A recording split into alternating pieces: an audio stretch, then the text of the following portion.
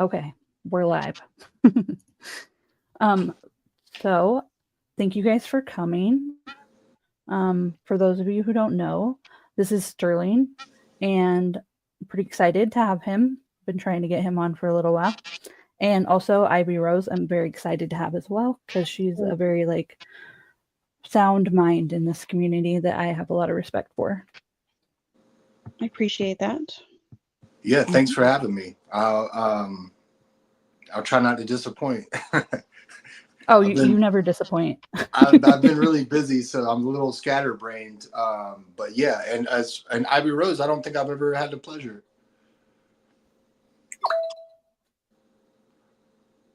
of speaking to you, Ivy Rose. I'm sorry, what did you say? I was trying to log into my YouTube. I was saying I never had the pleasure. I don't know anything about you. I didn't really think about that, to be honest, because I've watched you before, but it's usually because I'm lurking in the background and not in a chat. So we haven't actually communicated, but I feel like we have because of that. Okay. So maybe I'm just creeping around in the background. Very well. Very well. I've been following Delphi for not since the beginning, but not very far after the beginning. Maybe like end of 2017, early 2018, somewhere around there. Yeah. Yes. What got you interested? What grabbed you about it? I think I heard about it on either Gray Hughes or one of those other true crime podcasts. I was really into those back then. And I can't remember what it was about that one. I'm from a small town, similar to Delphi. So maybe that was what it was. So I kind of identified with growing up in a place like that. Mm-hmm. But then, you just kind of make friends and become part of a community. And then it turns into, obviously still Abby and Libby are the focus, but there's kind of this other thing over here that develops too. Yeah, no, totally. So my first question, Ivy Rose, is you watch Gray Hughes? Yes. Okay, the second question is how? Well, when I found this case, I was actively watching him. Now sometimes I watch him, but most of the time I'm not chatting in the chat. And I don't watch him nearly as often as I did back then. Okay. I've watched. I got started on it I can't remember. It might have been 2018 or 19. I can't remember exactly when. And I actively searched for cases I searched YouTube because I'm a loser and I have way too much time on my hands. And I searched crimes I was searching for unsolved crimes, right? Mm-hmm. Unsolved murders, that sort of thing. I've always liked the mystery. That's how I got into it, because it seemed like a mystery, And what I really did was I narrowed down my search to mysteries or crimes that had with audio and video type of evidence. You know what I mean? Mm-hmm. So mm-hmm. I was looking for a case where they kind of had the person on camera, or their car on camera or something like that. I don't know why. That's what I was looking for, and that's how I found it. And then I started watching a lot of Greeno's channels, or a lot of his content. And every single aspect of the case was interesting. I mean, I couldn't even and I've tried to tell some of my friends here recently about the case, and but it's just too much. Where do you even begin? You know what I mean? Anyway. Even just the basics are a good 10-minute conversation that they have to listen to you without getting into all the crazy details. Mm-hmm. Yeah.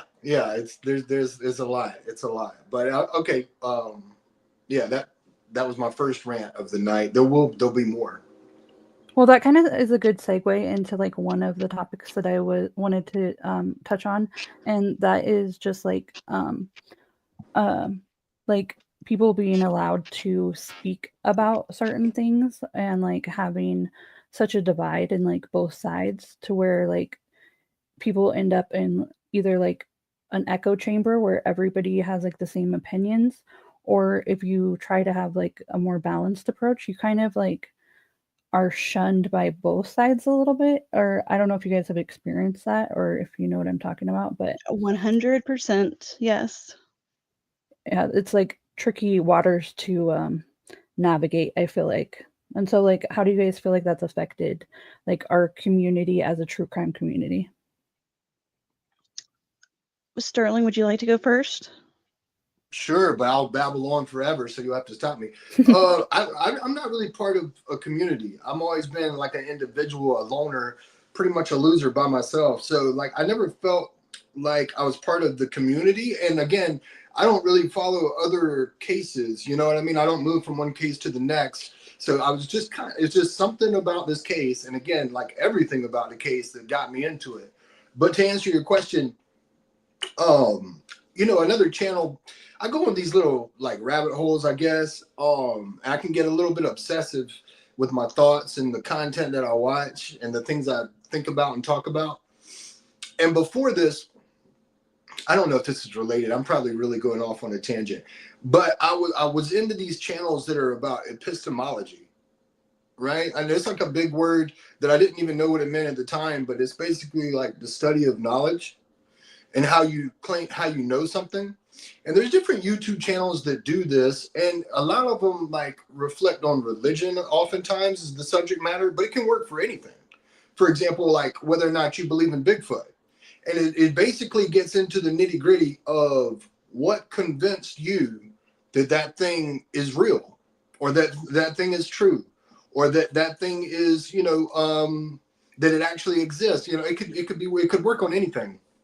And so I had to like retrain my brain to rethink about everything because like I realized that I wanted to believe in Bigfoot.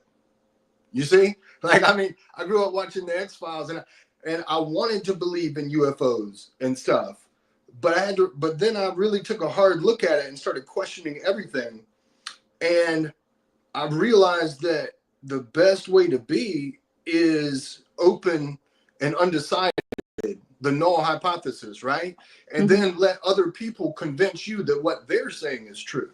So I feel like you're always going to be on solid ground. And to bring it back to this case, I feel like you're always going to be on solid ground if you say, for example, I'm not convinced that Richard Allen is guilty, right? There's nothing factually wrong about that, and so if you're open to hearing the evidence on both sides, then I feel like you're on solid ground. But like in the community, to answer your question, I feel like people rushed to judgment. There was people on both sides and they weren't open. And I never aligned myself with that type of tribalism, one side versus the other. I was just open to, he might be the guy, that sort of thing. So that's rant number 2. Yeah, and I think that's like absolutely related, and something that I myself could like benefit from taking that approach more often, because like oftentimes I feel like it's almost like you're like squaring up to fight with the other side. Like, no, my facts are right or yours are right, instead of like asking them like about why they think what they do and just like being open to listening to it without like a pre formed idea of it. I think that's like great advice. How about you, Ivy? You are speaking my language with all of that. And so I wish more people thought like that, because that's kind of like what the basis of the scientific theory is based on. So if you're talking about like the null hypothesis of something, that's the given, I don't want to say fact, but like the given belief. And in order to disprove that, you have to present evidence that disproves it. And that's how then So then when I always kind of describe myself as like the devil's advocate person, because I'm sure this is annoying to other people, but I've noticed that no matter who I'm talking to, I end up questioning the opposite of them, not because I'm a contrarian, I don't think. I think it's to test the hypothesis, basically. And people take that as Like if I don't know how many times I've experienced, if I question something about the state's theory, people take it as me saying that Richard Allen is innocent. And those two things are not the same. But how do you test what you know to make sure it's true without challenging it? To me, Or that's how you prove your point. exactly. And also, like, I think that's also how you kind of like parse out like what you actually do think and how you like figure out like or like it opens new pathways that like you wouldn't necessarily think of on your own. And like I think that's important in like a true crime case to like actually challenge your thoughts like and not have just like go all the way on one side or the other and be able to like talk through different aspects of it without like taking it personally or feeling like that's like not allowed or it's going to like put you against everybody. Yes. And I've especially in a case like this where there's so much like let's say we back up to before Richard Allen was arrested. There's so many things that people consider as just facts of the case and including myself that looking back at it you kind of wanted to ask yourself, well, where did that come from? How do we know that was true instead of just taking the word of like people telling the story? And there are some things that like you have to take as fact. Like the basic story that the police tell you until a trial comes up, you kind of have to take that as fact unless there's evidence to the contrary. I'm talking more about like the rumors that turned into fact. And I then mean, in figuring this out the case, source. even the trial, you kind of have to still just take it as a fact, because I feel like that's like one of the things that frustrates me about the trial is that like they didn't go the extra step to like solidify their things that they're like using as their facts. And like that's just like I know that we're not the jury and we don't deserve this and that, but like the cops and the family went around and did like a media circuit and they like made us all care. Like I think all of us genuinely care a lot about this case. And I never want to forget the girls because I do think about them all the time. Um, but at the same time, I think the cops like really like we need to hold them to an account where like they should be doing better than what they did in this case, and it's just immensely frustrating to me. It's frustrating for me too, but like I don't just hold the court responsible for their shortcomings. I also hold the defense responsible. Maybe I even hold the jury responsible. And so I'm not letting anything slide, I guess. And as far as some people can't wrap their mind, just to go back to it, some people can't wrap their mind around, if I were to say that, some people might say Richard Allen is guilty, right? And then if I say I'm not convinced or I lack a belief that Richard Allen is guilty, they say, "Oh, so you think he's innocent?" Well, no, that's not what I said. I just haven't been convinced of the other side. And I think that some people get really combative, and I'm not trying to belittle them, but I really think they can't wrap their mind around that. In a lot of people's minds, you're either on one side or the other, and there is no in between. So, and that's just an unfortunate way to view the world. I feel like. I have a question for you that's a little off topic. I don't want to just come out and ask you what your religious beliefs are, but I get the feeling that you watch a lot of atheist YouTube. Yeah, that was one of my rabbit holes. Yeah, I watched a lot of Atheist Experience. I watched a lot of Pine Creek. Anthony Magnabosco is the epistemology channel, the street epistemology channel that I like to watch. So yeah, you're spot on. I can Spot hear on. it in the words, but they're good words. Yeah, spot on. Yeah, good call. And yeah, okay, moving on. We can move on. Sorry.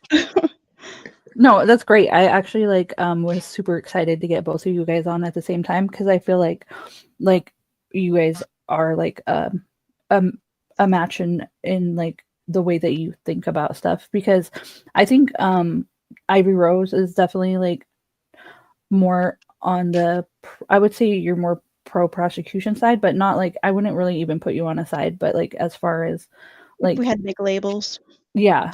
And And then Sterling, I honestly like have never really known what you thought. I just know that you were on Greeno's side and he's been both. So like, and you always challenge Greeno, which is why I like originally loved you, is because you just like never let him get away with anything. That's why I Good watched friends you. don't. That's good friends don't. And I expect my friends to hold me accountable and hold my feet to the fire. And when I'm full of shit, like it's your friends that are going to be the one to tell you, you're full of shit. You know, you're tripping right now. Okay, you need to settle down.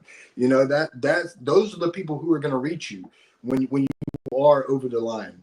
Yeah, and I really respect how Greeno always like he does always let you come on and he knows that you're gonna give it to him like that, and he's still like I think you guys have a good friendship and a mutual respect, and like I think that's cool.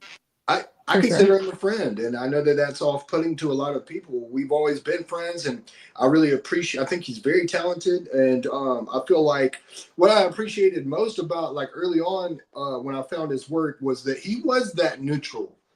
He was that neutral Switzerland, or you know whatever, you know, he like, because that guy Cat that he paired up with, and they had a channel together, and I watched a lot of their content. He was convinced it was some guy named Thomas Bruce or something like that, like convinced. And he's sitting right beside him. Anthony Greeno could kind of push back on that and say, well, I'm not convinced. And it takes a lot of courage. And because I feel like there's a lot of social pressure to get you to align with them. And I think that maybe there was some of that pressure perhaps in the jury. You have to wonder, and maybe I'm jumping ahead, but one of the things I wanted to talk about was about that process of deliberation, right? And like it made me question. First, I questioned, do I really believe that all 12 people went in there ready to vote guilty? Or was there some discussion and trying to bring someone over to this side or vice versa? Because I'm not, and if that's the case, I'm not sure that's how it should be. I feel like there are people who give into social pressure easier, and there are people who are more adamant that their position is correct, and they can be very persuasive. And it makes me wonder if maybe the better way to do it would be for the jury not to communicate at all, go back in that room and vote guilty or not guilty, period. Why would we want someone in the jury room behind closed doors persuading other people on how they should vote? That to me just seems a little fucked up. Yeah, that's actually a really good point. And it is interesting, like the whole the I thought it was really great that the jury got to ask questions, and like I thought that was super helpful. But I think even people who were very adamantly on the pro prosecution side were surprised or like expected a hung jury. Which tells me that like even the people that were staunchly against Richard Allen thought that the case was a bit lacking, or which I understand they got the guilty plea and stuff, and I would like to see like what the jury based their opinion on. But I know like the stuff that didn't get in, that the jury was not allowed to base their opinion on, and like that bothers me. Like especially like the FBI agent that was going to testify remotely. Like there's literally no reason why he couldn't have done that. There's like that should have gone in, and I think that like that's what is like sticking for me, that is, and you're right, it's not that I don't think Richard Allen's the guy, it's that I don't think the jury had all, like I think they maybe voted guilty based on what they had, but I know what they didn't have too. And even that I take issue with.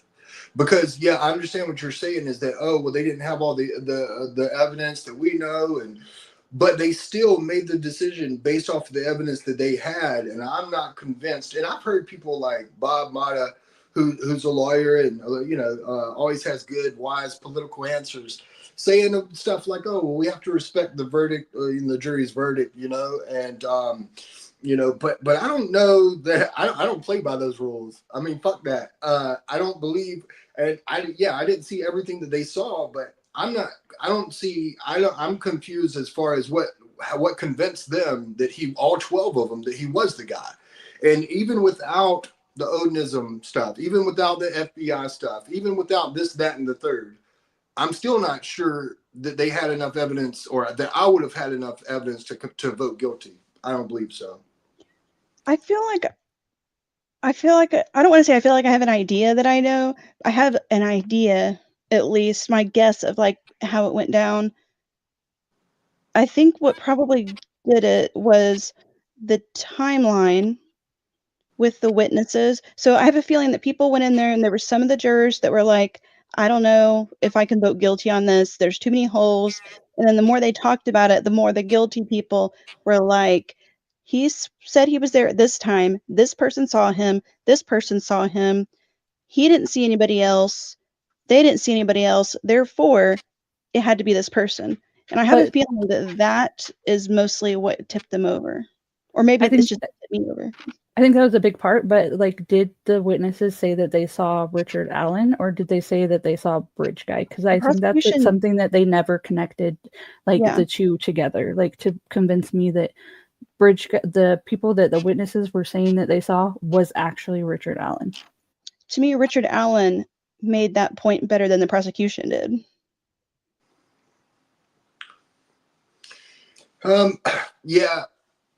Yeah, I don't know about that. Because like as soon as you said that, like, you know, a couple of things. Going back to it before I forget, is that we have to. I heard you say something to the effect of we have to, you know, believe the law enforcement's narrative, you know, while before the trial comes out or something to that effect. And you know, I caught myself falling into that because when it was around Keegan Kline, for example, when they said that you were the last one, you messaged her the night before, the morning of, you know, Yeah. to, you know, but then when I saw the interview with him, he basically said, "No, I don't remember doing that. That's what they I said I still don't know did." if that's real or not. Exactly, and that's when I started questioning. I was like, "Oh gosh," and because when I heard that, I thought, "Now, what are the odds of that? This guy's got to be involved."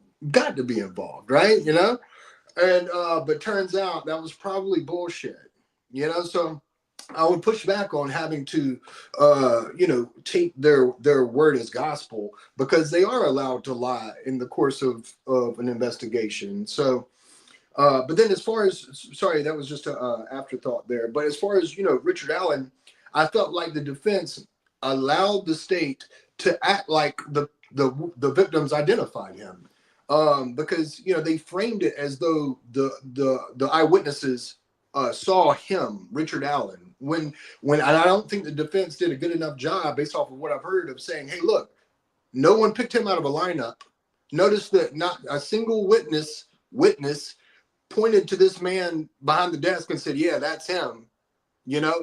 And I feel like that was one of the shortcomings of the defense, was that they Yeah, didn't push back on that. for sure. And And they I didn't they let him, they let the prosecution say, well, he said he was wearing a blue Carhartt, and then when we searched his house, surprise, surprise, right? Remember that? Isn't that what I heard? He said, surprise, surprise, he had a blue Carhartt. But then I think the defense dropped the ball big time on that, because to my knowledge, the jury was never shown an image of that Carhartt. It wasn't presented as evidence. But And the what defense didn't. And why do you think that is? I know why. I think because that jacket wasn't a Carhartt jacket. The jacket that Bridge Guy was wearing, in my opinion, is not a blue Carhartt jacket. And if they had shown the blue Carhartt that they found in Richard Allen's house, I think the jury would say, well, that doesn't match up. That's not what that looks like. But the prosecution got to have it both ways. They didn't even have to present it to the jury, but they framed it as though it was a match. And from what I've heard, the defense didn't really push back on that. Well, and I totally also I agree. think that goes to like how you were talking about like persuasion. And so like say somebody comes to you 6 or 7 years later from the day you were on the trails, like how are you going to remember if that was the day you wore your blue jacket? Just because maybe you wore that blue jacket often. But if they tell you that they have you on camera or somebody saw, because they're allowed to lie, so they could have just told him, we know you were wearing this jacket or whatever. And then him maybe trusting the cops was like, yeah, so I was wearing that jacket. And then they're like, oh, so you were wearing that jacket? And he's like, okay, like that's what you guys just said. So like that to me, like if he had said that originally, it would have held more weight than for him to come afterwards, especially with him being like codependent in the way that they said. I feel like, but then I know he was argumentative towards them in that questioning room, but like that's a long time later to be like certain of what you wore or like which way you went, because I know multiples of the witnesses had changing stories and changing like details. So like to say that anything that Richard Allen changed is like a gotcha moment or whatever is like yeah, I question that too. I know. But I'm a questioner. I'm kind of a weirdo in this. I'm a very simple, probably predictable person when it comes to stuff like that. So I can almost guarantee with like more than a 99% chance that 5 years ago, if I was walking on a trail somewhere, I would be wearing jeans and a black jacket because that's the only jackets I own. I probably wouldn't be as sure about shoes. I would either have tennis shoes or potentially boots on, but those are the only options. And I just know that because that's all. I only have black jackets. Therefore, if it was cold outside, that's what I was wearing. But it sounds like he had blue or black. It sounds like everybody in like the world has like those same clothes in their Yeah. closet. I feel like, you know, like that's like very common. Like it's not really like that's not descriptive enough for me to be like, yes, it's him or whatever. Especially because one thing that the witnesses did have in common was like longer hair. Multiple witnesses said that they saw like some of his hair, and Richard Allen never had long hair. I saw that in somebody's chat the other night, and I didn't have the stuff in front of me. I was just going off of memory, and they said, no, that's not. Well, it's because I put the word curly in there. And I know not all of them said curly, but some of them said words that could be taken as curly-ish. Not curly, but like Poofy. wavy curly. Poofy. Yeah, one of them was poofy. And that kind of, I was surprised. That was one thing I was really surprised about, actually. I typically give almost zero weight to witness descriptions because they're just, like, we know that they're usually not great. It's more I saw this person that I can maybe pick out of these pictures at this spot. It's more the timing aspect. So I was surprised after we had heard how different their descriptions were when their descriptions had 2 or 3 similar characteristics through almost all the witnesses. Yeah, I felt like the prosecution wanted to make it seem like he was the only person there. He admitted to wearing those clothes, although did he say he was wearing blue or black? And what about the witness that saw somebody wearing all black? Who was that guy? We don't know. And what about the witness that was on the stand that said the muddy and bloody guy was wearing a tan jacket? Is that Richard Allen too? He's whoever they want to be. And he became the boogeyman. He was wearing blue or black, and then he was wearing tan, and he's all these people at all these places. And I feel like the defense just didn't do a good enough job pushing back on that. Mm-hmm. Yeah, they never like made those witnesses like link the people that they saw to Richard Allen, which is like the biggest problem for me. Is like that was what they were implying, that Bridge Guy is the killer and therefore it's Richard Allen. But like and Richard Allen had different timelines too, and they didn't have anything to corroborate like that he was actually there, except for like a black car. Which I'm sorry, but like if they didn't even look at how many of those cars are in the area, and then when they did, they only looked up the exact like model, but they didn't have like any car expert like say this and this or why it matches. You know, like I want the like them to run it through a scientist or like an algorithm that matches certain points. You know, like I know they can do that, and I don't feel like they did that. Here's my opinion on that. I have strong opinions on the car. I haven't seen the video or the screenshots or whatever of that, so obviously I'm just guessing. I don't think that picture was good enough to tell what kind of car it is, and I think that's why they didn't search it. They didn't know what it was until Richard Allen came up, and that's when they went back. They knew that a car was parked there based on witness statements. So that's why they went after the car that was parked at the CPS building. But the black car, I don't think was ever on their radar until after they arrested Richard Allen and found he had a black car. So then they went back to the video and did that, which is why I have a problem when people say, well, he's the only one that drove a 2016 black Ford Focus SC, and that was what was on video. But that's not what they identified on video. That's like looking at it backwards. Yeah, their whole investigation was backwards, and like that is a huge issue for me too, because I think Holman like got like the bullet. He thought it was like, I'm not saying there's a huge conspiracy, but I think he thought it was like better science than it is, right? Like he had the impression that it was like a fingerprint or whatever. And so I think maybe he got a little bit hot-headed and like arrested Richard Allen, and then they kind of like just went back, and not that they even purposely matched the stuff to him, but it's like a bias or whatever, if confirmation bias, right? Is that what it's called? Yes. I get really annoyed when people talk about how silly it is. Like, of course he's guilty. Are you trying to tell me that all these people agreed to like pin it on this one guy? It's a big conspiracy. It's like, no, if he turns out not to be guilty, the most likely thing is that they all believed he was guilty and they were just wrong. Like, it doesn't have to be a conspiracy, even though I still lean that he is guilty, to make that clear. But a conspiracy is unnecessary. I don't think that the state did a good enough job at convincing me personally that the bridge guy was the murderer. I don't think they did a good enough job convincing me that bridge guy acted alone. I don't think they did a good enough job convincing me that bridge guy said guys down the hill. And I damn sure don't think they did a good job convincing me that bridge guy is Richard Allen. And I felt like the state's case fell short on each one of those things. And for the case, for their case to stick, they should have been able to prove all of those things. But in my mind, there was reasonable doubt on each one of them. So it baffles me how the jury came away with that verdict. But I think it was the confessions that did it, for like, because in general, cases that have a confession are like the person's going to be found guilty. And even though there was like, honestly, I think it was a mistake to show the jury how like the conditions that he was held under and him acting crazy, because I feel like that like is what you would picture somebody who's guilty doing almost. And so, I mean, they had like a tough battle. I don't know how they would have gone about it anyway, but like false confessions are like a real thing.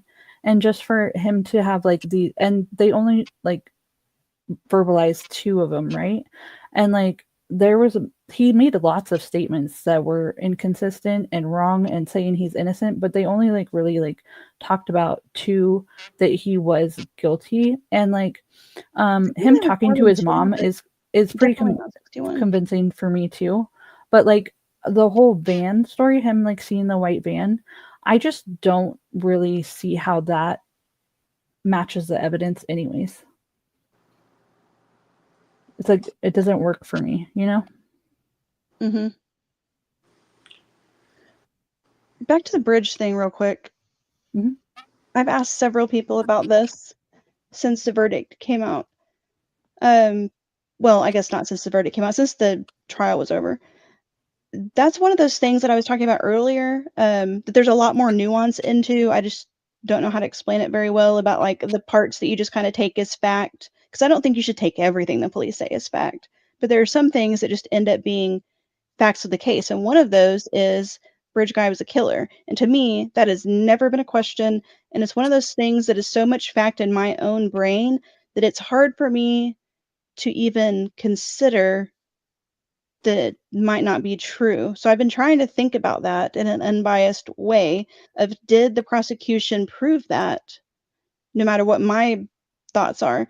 And I'm just not able to think about it in an unbiased way. I feel like if I was a juror, that I would still be willing to make those connections, but I'm not sure that the prosecution spelled it out, that Bridge Guy was this person. I think you have to make the connections there, even if they might be common sense connections to a lot of people.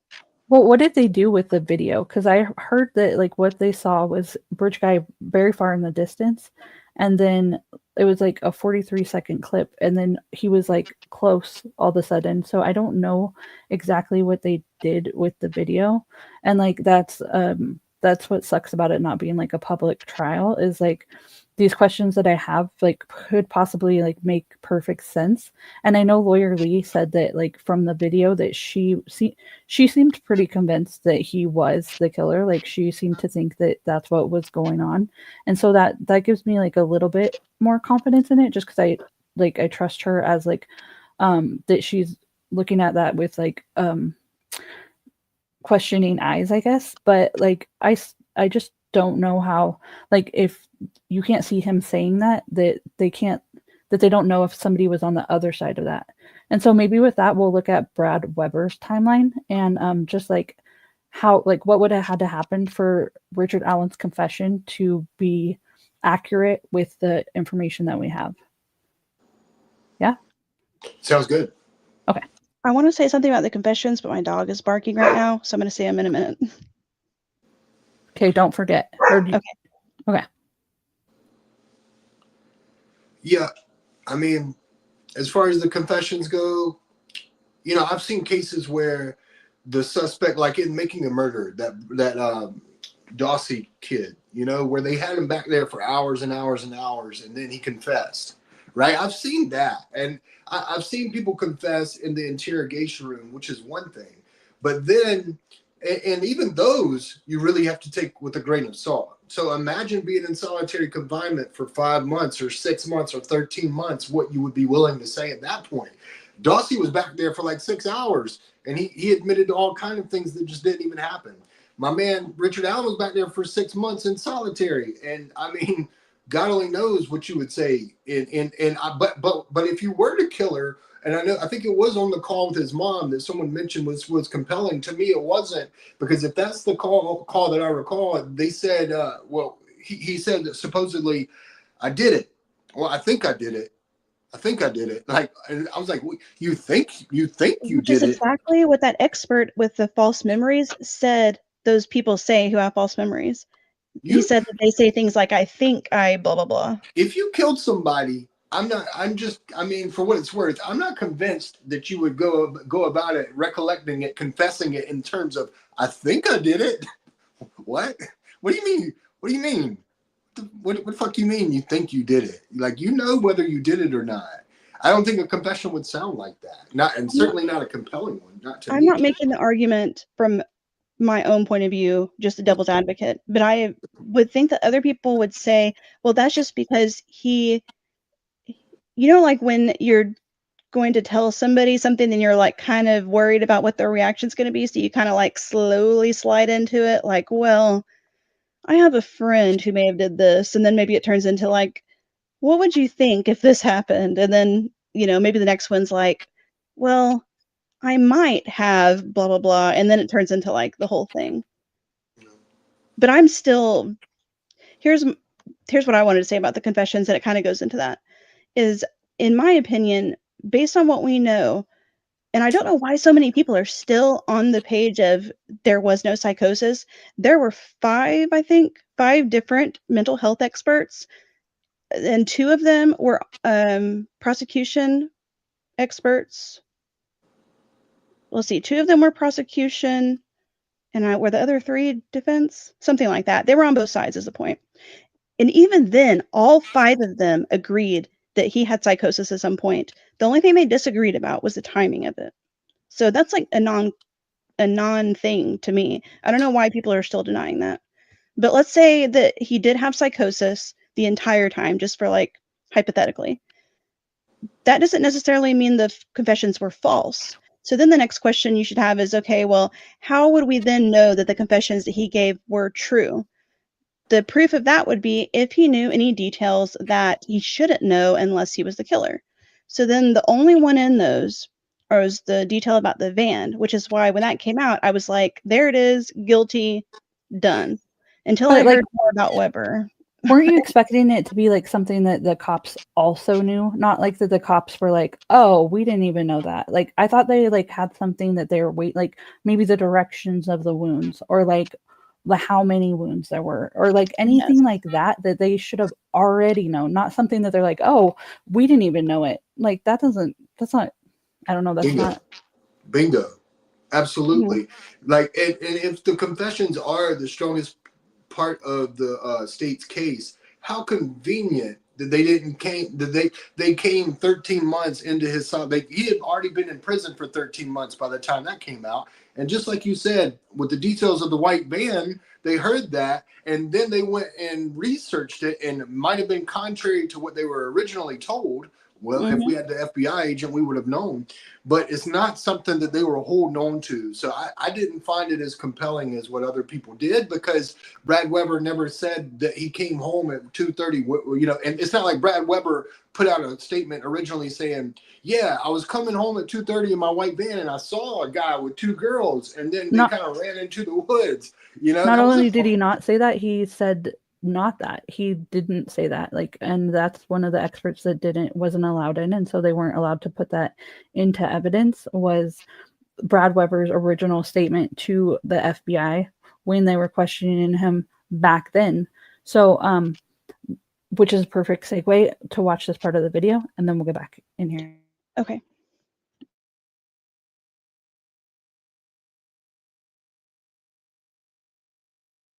To put all their chips in.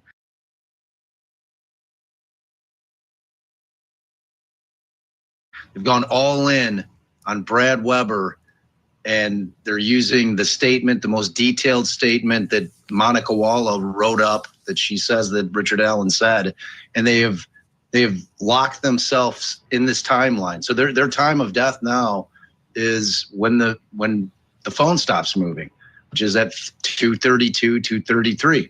So if the defense has been trying to pull in this police report, it's actually an FBI, it's a Fed form, it's a 302, and they tried to get it in through another officer who happened to be partnered up with the Fed, this Agent Poole, and they had interviewed Brad Weber much earlier. And the first time that they interviewed Brad Weber, he said that he didn't go straight home from work, that he actually went and repaired those very ATM machines that Barb was talking about.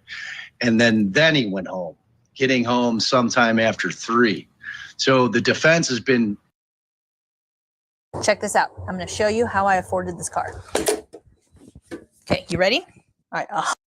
Adamantly trying to get that into evidence, and Judge Gull has been determined not to allow them to get it in, because the cop who was on the stand said, yeah, you refreshed my recollection, and then turned around 5 minutes later and said, oh, no, you didn't refresh my recollection, as to him not coming straight home.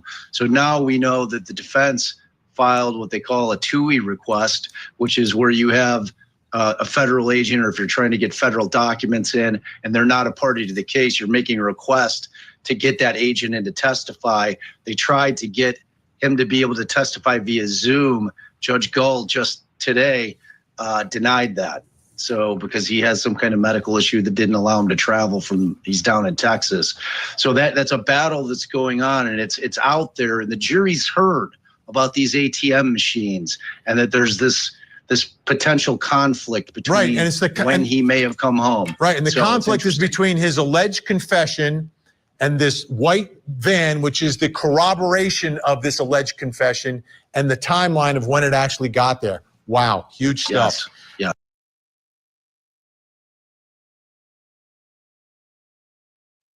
That was actually like the wrong video, but also applicable. So if you guys want to watch, wait one more second, we can watch the right video. It's the same like video, it's just the wrong section of it. So hold on one more second and we'll watch another part and then we'll talk about it.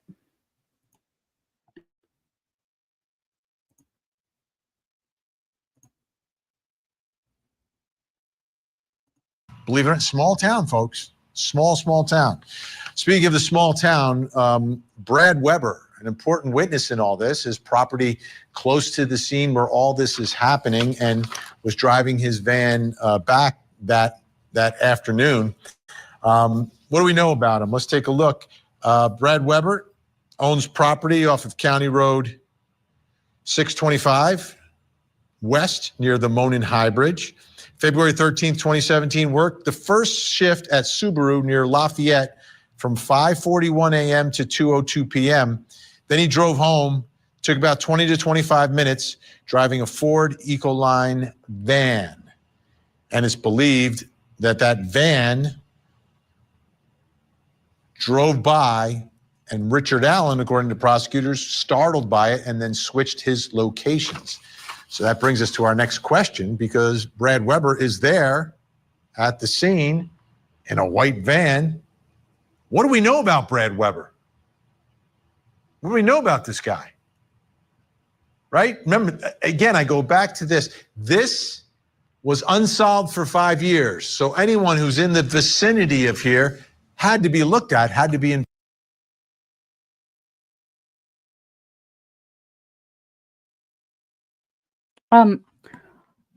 Well, that was not actually the right video either, but I have one that shows like the timeline, and it just like it's of the steps and everything, the steps and the movement of the phone from 2:13 to let me see, 2:13 to 2:32 were the last steps, and I guess we can watch that. It's just Gray Hughes talking about like how it would have had to line up, but people who have calculated it doesn't really work, I don't think.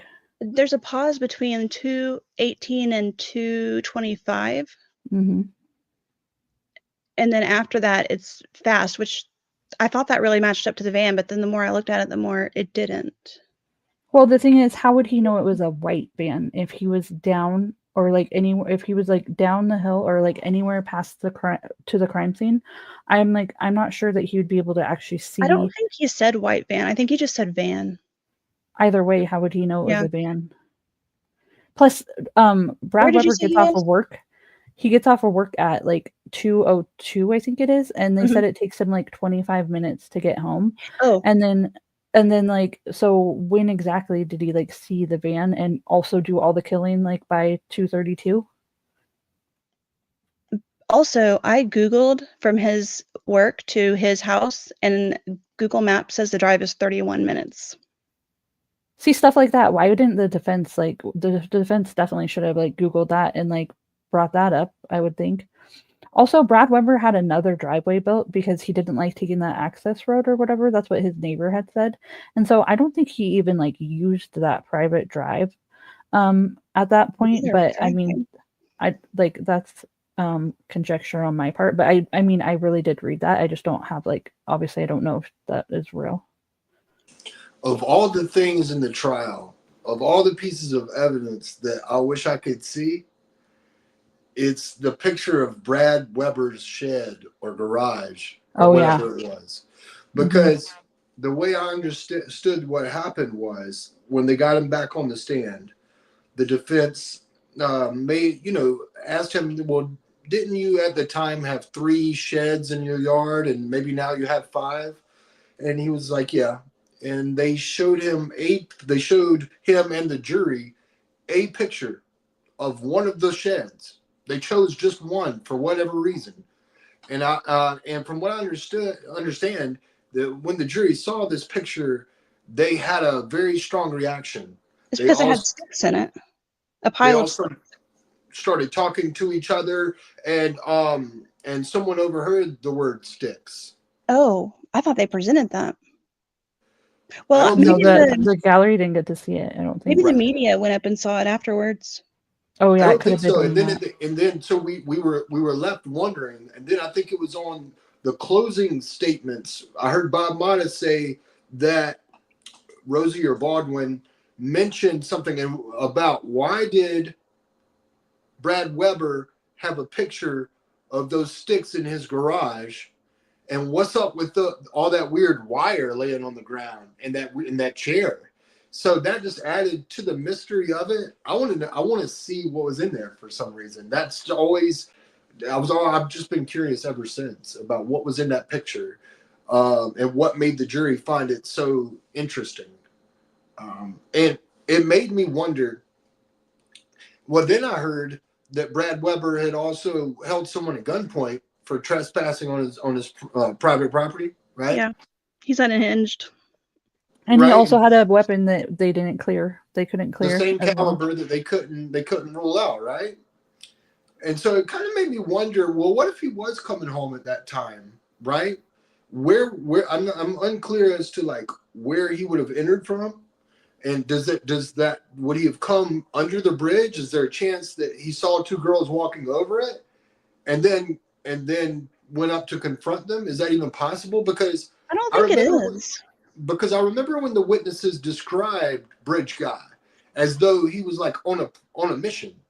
you know? And it almost seemed like Bridge Guy knew the girls were over there. I don't think anyone believes that Bridge Guy just went for a stroll on the bridge and then he saw them at the end and took his opportunity.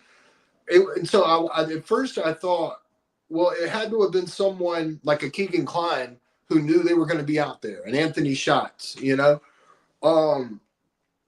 And so it didn't really make sense to me that how would Richard Allen know where they were, you know? And so I was just wondering, I guess, speculating, conspiracy theorist in me was wondering if Brad Weber may have seen them on the bridge and confronted them. I don't know. I don't think the timeline can work for that. How Because so? the same reason that I feel like the timeline doesn't really work for him being there at 2:30, because he clocked out at work 31 minutes away at 2:02. Okay. But like, say he does have a buddy or whatever that was gonna say it's Richard Allen. Say like that he was corralling the girls that way or whatever, because they have some like not even like online relationship, but like where's Richard Allen's parents' house? Like I don't know, maybe he bring it into. I mean, you could like theorize all kinds, but like I want the data to like match. Like, do those people not all carry phones? Why don't we have all of their like I want all the timelines to be verified by like their phone information, or you know, like there was. And the whole point of the FBI guy being left out is the FBI did a large portion of the investigation for this case. Like they said there was like over 100 FBI agents at the scene, like more than they've ever seen. And so, but that FBI work is like their work product, and so it's not necessarily allowed to be brought into the case. And so like why did they kick them off if they were lacking the resources to even like test the hair or like do or like recover their data? Like why are they buying software from China when they have the FBI to like get that kind of stuff back? I don't know. Right, because the FBI is the one that I think did the geofencing data, right? And I heard that Judge Gore didn't allow any geofencing data to be entered as evidence. Yeah, that's crazy. That bothers me a lot. And they didn't have steps 2 and 3 of the geofencing data, but they had the map, so they knew that they had those steps because they wouldn't have been able to put the people on the map without it, you know? And so there's many things that are questionable, like why would you not let the actual like, because I think a lot of the stuff that it's based on is kind of like subjective stuff, and it's frustrating that they didn't like go the extra mile to get the hype or to there's just so many things. But I'm gonna let Charles in here because he's been backstage for a while and I forgot to let him in. So Charles, if you want to come in, you can. I will permit you to come in now. I can't unmute him, so maybe he's not there. But yeah. So it's just frustrating that they didn't do like I just want those things buttoned up. And I know like it doesn't matter what I want, but like my mind won't let it go because and I've heard like many people say like, oh, there's probably another person that they're going after. But that's not that's not what they presented to the jury. That's not like their theory of the crime. And so I've heard many people like say that they think that it's coming or whatever. Really? I don't think so. I don't think so either. That's not like they presented that, I think. Hello? I hope everyone can hear me. I'm not sure. I can hear you. You're kind of quiet. I'll turn you up a little bit. All right. Thank you. Okay. I can just speak up too. Sterling, somebody likes your shirt. Thank you. Thank you. I saw that comment. Yes, thank you. How many toes you got on that thing? Holy crap. What's up, Sterling? Hello. How's it Hi, going? Ivy. How have y'all been? Good. All right. That's good. Pretty good. You know, I don't feel like the state even, you know, they made an attempt to tell us what time Richard Allen's car was spotted on camera. And they tried to present evidence as far as what time he would have been there. But I never heard them trying to tell us what time he left. And I felt like the defense didn't either. I don't feel like the defense like showed the jury that he had left by a certain time, and therefore he couldn't have been the person that put that audio jack into the phone.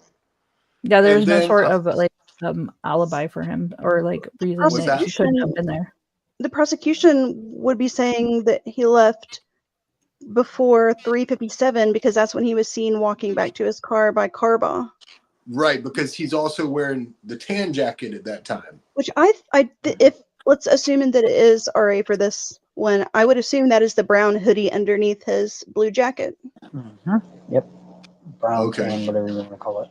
And the blue jacket was underneath. He switched them and put the Yeah, blue it's under. that would be like a reverse order. That's I mean, just like took it off and carried it because it had like blood on it. Okay. You know how like if you get hot. You know, I don't remember saying he was carrying a blue jacket. Yeah, the problem is it would be like the reverse. Like he would have been, or because the first 2 times she said tan, and then the third time she said a blue jacket. So even her testimony is that it was a blue jacket. Oh, I didn't know that. Plus, she was like, I guess she was like driving around a bunch that day, and then she like left and went to the bathroom and came back. So like, she had like Fitbit. Yeah, that was Betsy Blair, right? That went to the bathroom. Well, yeah. She has Fitbit data, and it like why I would have liked to see that Fitbit data like cross with Abby and Libby's path to be like, yes, this is when the girls got here and when she passed, and so like I don't think the Fitbit data is like GPS. I think it showed the time where she was exercising, so it shows the time that she did her first 2 loops, and then there was a break, and then it showed the time that she did her 3rd loop, and that overlapped with the time that Abby and Libby were there, is my understanding. Okay. Also, I don't think the prosecution had pictures of the car leaving the DCF building. I think it only had pictures of it going to the DCF building. That's why they're having such a hard time proving exactly when he left, other than witness testimony. Mm-hmm. I feel like they didn't really want to prove what time he left, because they wanted it open, perhaps, to be like he was the one messing with their phones at 5 o'clock. And I feel like like I said, the defense should have capitalized on that, and the defense should have put Kathy on the stand to say that he was at home with me at such and such time, and therefore it would have been crystal clear to the jury that he couldn't have been the person messing with that audio jack on the phone. And then I think they further dropped the ball by not spelling it out to the jury that, hey, well, was the phone tested for water damage? You just look in there and, like I've seen videos that you can just look in there and see if the light's on to find out if it had water damage. It's ridiculous. For insurance, they definitely can tell. No. What? Sorry. And so, so the defense didn't spell that out to the jury that, hey, look, we checked that phone. There was no water damage. They should have done that. And they didn't even as much to say, hey, the state didn't even look. They didn't mention that the state didn't look. The defense should have looked themselves to be able to say, well, we looked. There was no water damage. Just to be devil's advocate again, maybe the defense did look and there was water damage, but they just wanted to point out that the prosecution didn't look. That's a good point. Yeah. Yeah. Okay. Did they point out if they crossed the creek? What's that? You'd expect water damage if they crossed the creek. And you would expect it at a certain time that would have occurred before 5:32 or 5:45 or whatever it was, right? Yeah, and then there was also further activity at like 10 something, right? And then at 4:32. 10 p.m. is when the audio jack it came out of the audio jack. The water damage reversed itself apparently. The dirt found its way out of the audio jack by 10 something. Well, actually, if you, I used to repair a lot of cell phones and stuff like that. If you just take your wet cell phone that got wet, now no longer works, put it in the thing of rice or whatever, the second it starts drying out and the particular parts start drying out, you're going to see the headphone port go on and off and on and off, and then the phone itself will completely come back. Yeah, but there's like no rice out there. Not rice, no, but there is little dirt that has salt in it and everything else. Just another I can't hear you. Charles, we can't hear you, and you have an echo. So come back out and then come in, okay? It sounded like maybe he had his like finger on the mic. No, it was giving an echo too. So I think he just needs to come out and come back in. I would like to ask him. It sounded like he might have had some water and dirt in his phone. I would like to ask him if, because the thing with the headphones or the headphone jack is something that I have just completely ignored because neither one, like putting a headphone jack in doesn't make sense to me, and not having an explanation obviously doesn't make sense. So that's something that I've just like, whatever, we're throwing that one out. How do you feel about them going out and Googling it and coming back in and presenting that to the jury? Stupid. I'm sorry. I don't know if we can curse here, but that is so stupid. Yeah, you can curse all you want. Just don't, like, you shouldn't even have said anything. That just made it look worse. Well, what that says to me is that they didn't have that data, or when they had it, but they didn't see that. They didn't know about it because they would have been prepared to counter it. Well, it could have been water and it could have been dirt. They wouldn't have said, go out there and find out why. He wouldn't have been Googling it. It would have already been ready. So I don't think that they somehow, the state didn't even know that happened. It was part of their report, and it mentioned audio. I can't remember the exact phrasing, but apparently they didn't know that meant that something was plugged in, which is like, but if that's the case, then I start questioning, like, how can I trust the phone stuff you guys did if you don't know what that means? And I mean, I would be fine with, even if it was water or dirt, it doesn't matter, because the time that it happened, Richard Allen should have had an alibi that he was at the house, and they should have presented that to the jury, because I don't understand, if they were already dead, how water and dirt got in there after he's been gone for 2 hours. That doesn't quite make sense to me. Right? They've already crossed the creek and everything. He's back home with Kathy. Even if it was water and dirt, that's still a problem. That's what I wanted to ask. Does this sound any better or what? Yes. Yes, sir. Yes. Okay, sir. Awesome. As I was saying, just like when you put your phone in a bag of rice or something like that, there's multiple things out there in the regular elements that are going to do a much slower job, but still the same thing. When you got the little metal connectors inside, sorry. Charlie, it'll cause the. Charlie, you're gonna unmute. Yeah. Weird. But the dirt itself will soak up water. The salt that's usually put in the earth will also soak up water, and just water itself will dry up if given time. Would you expect Oh my gosh, I heard myself. Go ahead. I have to mute him while you talk to get rid of the echo, and then unmute him, or then he has to unmute himself when he wants to talk again. Would you expect for that headphone thing to happen as soon as the phone hit the water, or do you have an explanation for it happening a little bit after the phone got water in it? Well, believe it or not, it always depends on the amount of water. Like if you drop your phone directly in a toilet, which I'm sure everybody's done before, usually the phone won't even come back on anymore, if at all.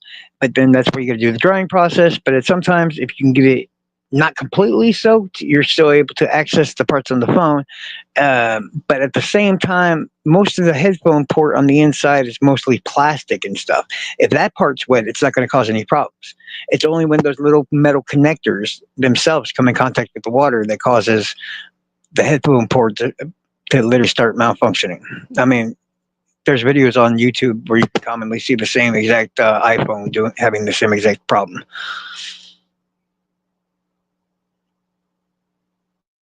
So, like, maybe, like, they had their hands wet or something when they were handling the phone? Because, like, it doesn't seem like the phone would have been, like, submerged.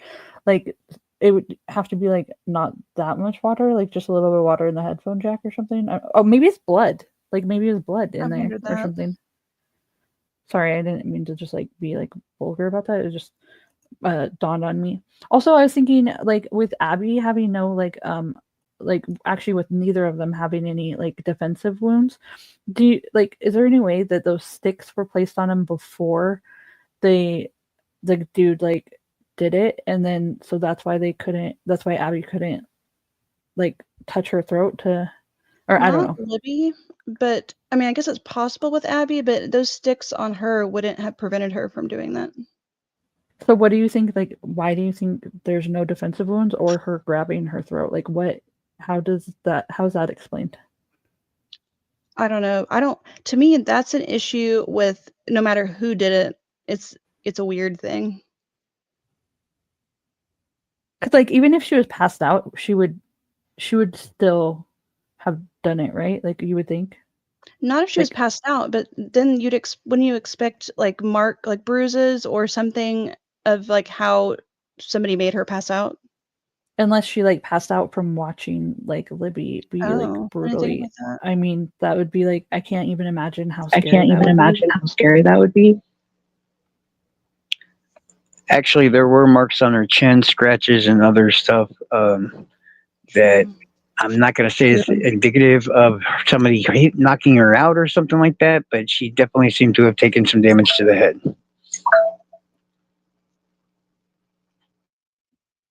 I've yet to see the crime scene photos. I'm probably one of the last people that I haven't seen them. I haven't seen any, and I have to get going soon. I apologize, but that was another thing I kind of wanted to ask about because I'm not really.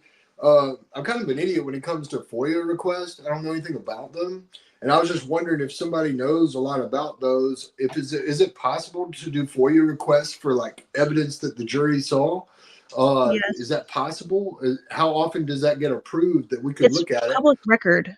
I have very strong opinions about this, so excuse me, but if Judge Gull tries to deny requests, she's breaking the law. It is public record that everybody has access to.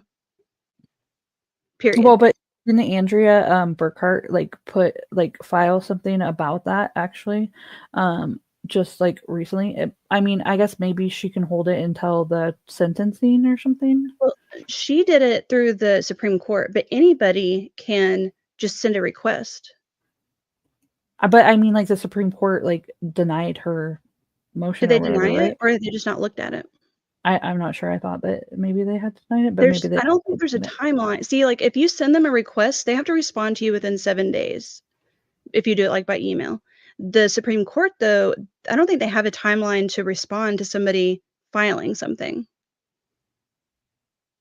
So they can just wait. All eyes on Delphi. She does a lot of FOIA requests, and she would be like a good person to ask. And she probably has like a lot of messages in her inbox, but she's always like answered me back like very quickly and like been super helpful. And I know a lot of people don't like her, which I don't understand because she puts together a lot of information. It's easy to read. She gives it to anybody, and yeah, she's always been nice to me. Yeah, that's a good idea because the next time I come back on here, it would be amazing if we could actually watch the videotapes of Richard Allen in prison. If we could see that image of Brad Weber's garage, if we could see the image of the blue Carhartt jacket, that'd be fantastic. It's something I'd be very interested in seeing and talking about. I'll say my goal is to get all of it before anybody else does. I don't know if I will reach that goal, but that's my personal goal. Hey, but with that being said, guys, I gotta run. Thank you so much for coming on, Sterling. I really appreciate it, and I value your opinion a lot. Good talking to you. It was great. I enjoyed it. All right, cheers. Y'all have a good night. Bye. Bye. Have a good one, Sterling. Oop. Sorry, I almost ditched you too. I wanted to say something. To it scares me every time it happens. Go ahead. Hold on. I don't know. Did I go off of it? I'm sorry. No, I don't know if I can find her. It was a previous comment somewhere, but it was about Weber, and if like a different theory about Richard Allen seeing Weber, basically. And the thing about that is in the jury instructions, if we're going by those, it says that if there are two like reasonable, rational possibilities or different ways to like interpret the evidence, that they should go with the one that the defense is presenting. Yeah. Which also brings up like another issue that I've had with people talking, like just discussing the case, is you have to define if you're talking about, are we talking about Richard Allen's actual guilt, or are we talking about the case that the prosecution put on? Because those are two different things. Well, I mean, in essence, they are two different things, but in some ways they are like the same thing because, um, I mean, I guess like if the way the prosecution presented the case doesn't match the data that like then I just don't see how he could be the guy. Like if it doesn't match up, it doesn't. I don't know.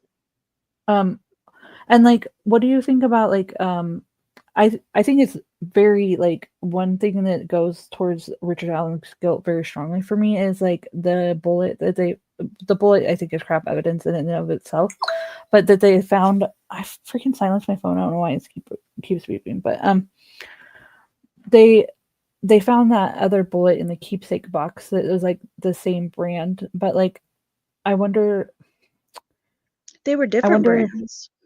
That was in the keepsake box was a different I think brand? one was a Winchester and one was a like. Here's something weird.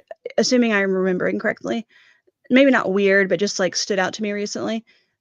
The bullet found at the scene was a Winchester, and the bullet found in the keepsake box was a Blazer, I believe, and the rest of the bullets found at his house and in the magazine for his gun were also Blazer. Yeah, that's which mean I mean a very simple explanation for that is that it had been 5 years and he had bought new bullets. Well, I mean, in that case, then he probably would have used his gun a lot, which would have like essentially like that use is gonna make it have different marks depending on how much he uses it. And like, I don't know, that whole thing really bothers me. Like, did she also fire Brad Weber's gun to see if like to like strengthen the marks, or did she only do that with Richard Allen's? You didn't hear. Dude, that public access to court is like I think it would just like quiet a lot of my questions, which I mean, who am I? It doesn't really matter. It's time, I guess it's just time to move on, but I just can't like quiet my brain. I will fight goal over it. It is one of my sticking points. It pisses me off because the way that the law reads, we should have had access to that after every pretrial hearing too. Nobody should have had to paid for transcripts. Everybody should have gotten the audio.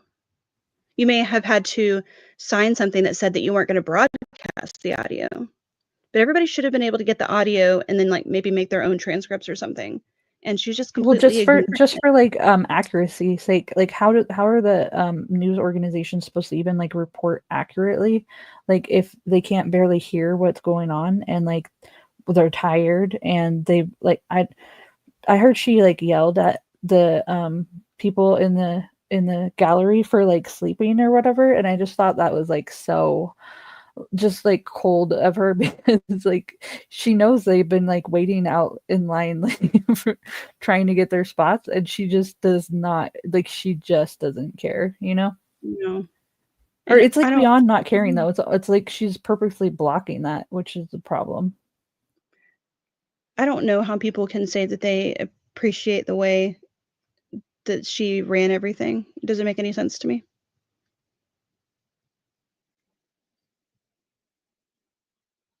Charles, do you want to say anything? We'll stop talking to you.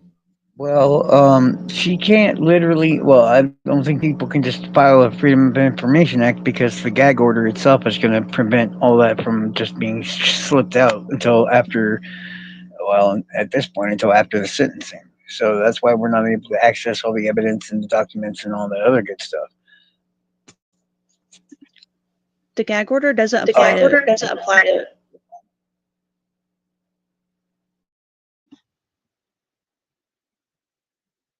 Did you hear the end of that? I didn't. Oh, I just said the gag order doesn't apply to court crime. I'm just using a hypothetical on why they say we can't have any information at this moment in time or whatever. They're of course going to use the gag order. And pretty sure there was 3 bullet types: Smith & Wesson, Winchester, and Blazer, which probably came with the gun. Winchester is what he was the one at the scene, I believe, and I think the Blazer was the stuff found at his house. Somebody made a good point that I thought could definitely be a possibility for the keepsake one. I mean, I don't think we'll ever actually know, but considering he was like chronically suicidal, it could have been something where he like put up a bullet kind of for that. It's hard to kind of explain the reasoning I'm thinking of, but that there was some meaning related to like suicide. Totally. Like, but I thought that those two bullets matched, and like, yeah, it was Winchester in the keepsake box. I don't know if it was the exact Okay. same type. Like, I know that the one in the box was like a hollow tipped one or something. I don't know if that's like even a thing, but something along those lines. Hollow point. Yeah. Yeah, it's a type. Oops. Sorry, Charles. You could talk if you want. I'll mute.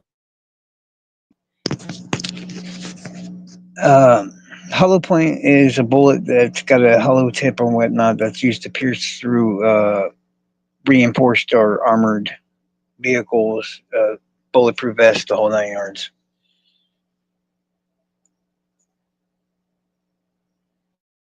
It's what most people have in their guns if they're like doing like home protection, but maybe not if they're going to like the range.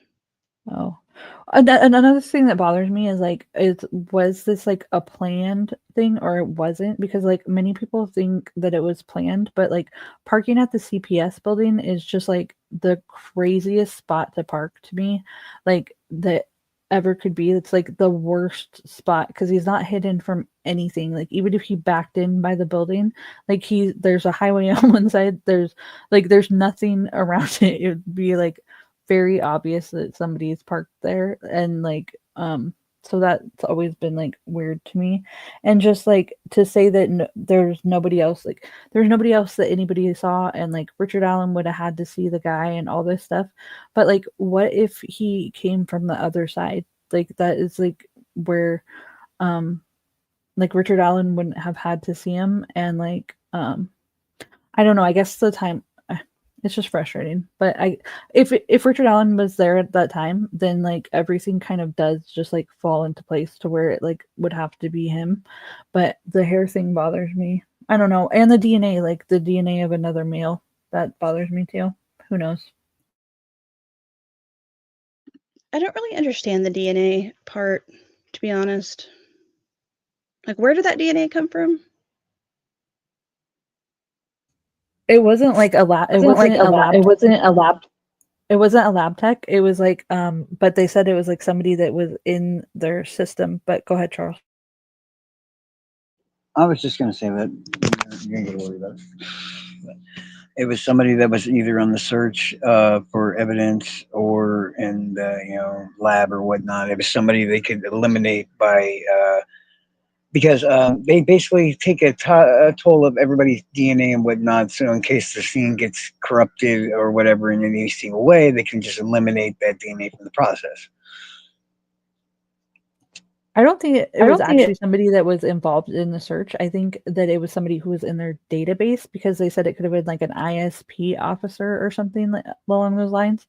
But like they didn't say who it was, or from my understanding. But like also it's hard to say like what actually happened, because like I watched multiple different people like on, because I tried to watch like Tom Webster to get like the more pro prosecution side or whatever, and then also like Lawyer Lee. But I mean, every single person you're gonna watch, you're not gonna get like the whole story and stuff. And then like I want Turbo to come out with like her stuff, because she's like pretty like detailed and all that. And I don't know, I just want answers, and I guess I'm never gonna get them, and it's frustrating, and I just want to like move on. I want to like let go, and like, so I guess I'm just gonna have to like make the choice to do that, or else just spend my whole life wondering. I don't know. It's not necessarily, it doesn't mean at all that we're not going to get answers. For one, there's multiple ways that we actually could get answers. For one, it's just the trial just ended. I understand there's a lot of open questions and all that other stuff. But for two, if he done confessed and made incriminating statements in over 100 and some, you don't think that's going to continue on? It wouldn't surprise me at all if at some point Richard Allen's going to make another confession, but this time it might be during an interview or something like that. That's actually like a super good point. That like if he was confessing and stuff, that like especially now that he's guilty, like why wouldn't he just come out with the whole story? And that I never actually considered. So yeah, that's totally a good point. Can we talk about the blood? Yeah. I have this is like another area that I feel like I have fairly strong opinions about. So Digital said, what about the blood pattern running up the neck and over the chin? Okay, so like picture your kid. I feel like most people have done this with their kid when they're younger. You know how like you're playing around with them and then you'll like drag them by their arms like across the floor? And when you do that, it picks their shoulders up off the floor, and as long as they're like not lifting their head up, their head falls back to where it's upside down, right? Yep, totally. That's how the pattern got that way. How do you feel about like blood spatter experts in general, and let alone one just like looking at pictures to do that? Like, did they not have anybody come originally to the scene to do that? Or like how accurate do you think like that kind of information is? I don't know. It is just very strange to me that they didn't have one out there originally, especially since we know that no matter what they think about the Odinism stuff now, back then it was at least a question. Yeah, absolutely. Like one of the original investigators looked at it, and just the sticks over the bodies, like being there to like break up the pattern from like that just seems very like he wasn't like trying to break, I don't know. And they seemed very intentional. And then like how do you explain the pattern over the blood? Like a puddle of blood? He was trying to conceal that, I guess. I don't know.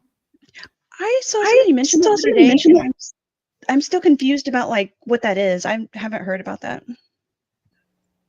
I've heard quite a few rumors or whatever, but there's the best one I've heard so far is because via helicopters and everything else, you want to dissipate the light that's shining off of what you're trying to cover up.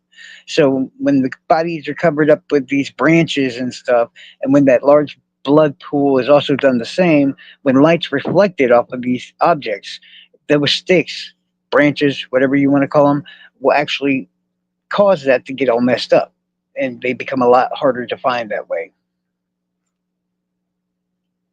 Because the blood and all that, the huge blood pool, it would have been really reflective in the moonlight, the sunlight, etc. So there was sticks over blood. There was sticks over the puddle of blood, like in an asterisk pattern. Like so like I'm guessing it was like this is what I've heard at least. There was like 3 sticks like crossed in the middle, kind of like over a large puddle of blood, I guess. I've got a drawing somewhere. Let me see if I can find it. It might have been a little bit more than 3 on the blood pool itself. I think it was like about 5 of them. But it's a common thing or whatever.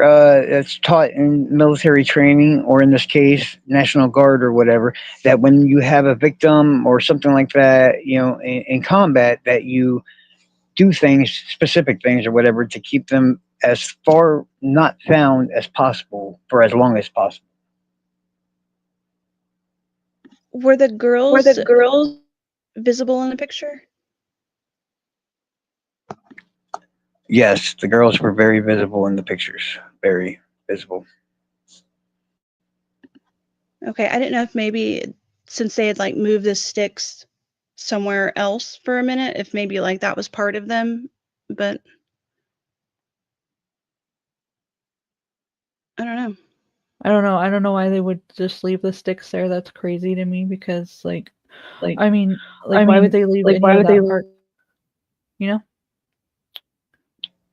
Well, I mean, oddly, I just want everybody to be clear on one thing. When we hear sticks or even branches or whatnot, it's not necessarily what you're thinking of when with what was actually placed over the girls. I mean, Libby, if I remember correctly, I'm not sure which, had damn near a whole chunk of tree because it came across her body all the way down and then well past her feet. We're not talking about just simple branches somebody found in a garage or something like that. We're talking about pieces of trees that are either cut off or broken off, but they say they're cut, so I have to go with cut. And I think it would have been like about 12 feet. The one. These aren't small objects. These. But that one, that was like way bigger than the other one, right? What'd you say? The one big one was like significantly bigger than any of the other ones, from my understanding. That is correct. So how big were the ones on the puddle of blood? Size-wise, they about went over the pool of blood about a foot on each end. And yes, as everybody keeps saying, they're nearly in the shape of an asterisk or whatnot. But then again, as I said, if you're trying to cover up illumination and reflection and all that other stuff, you got to basically small in the area that can reflect. But like, why wouldn't he just cover him? Why wouldn't he just cover him with like leaves? Because the wind. Because the wind.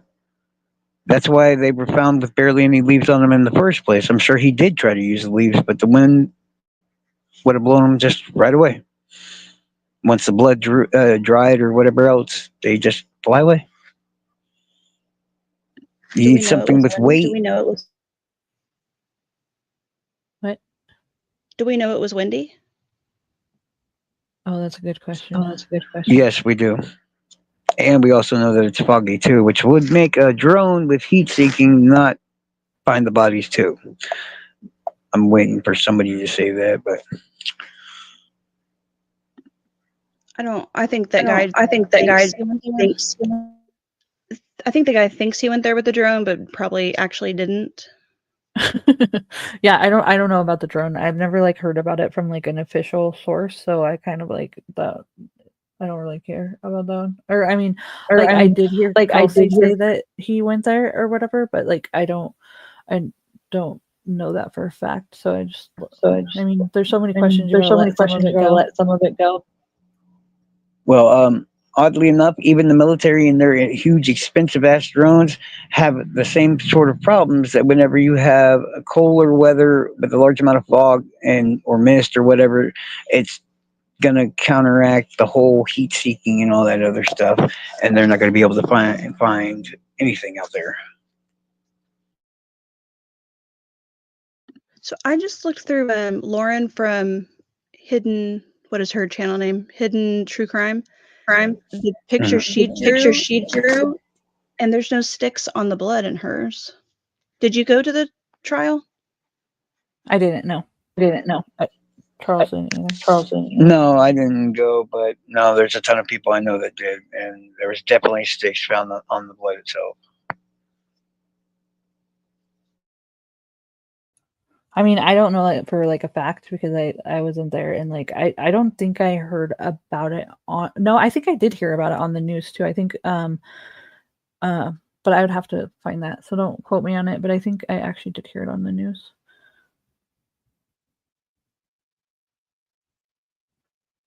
But don't take my word for anything.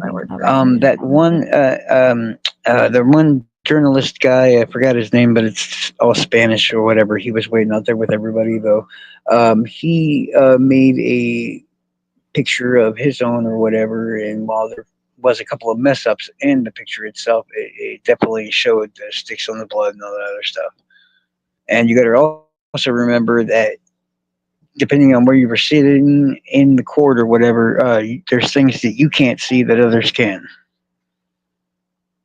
or hear, etc., or whatnot.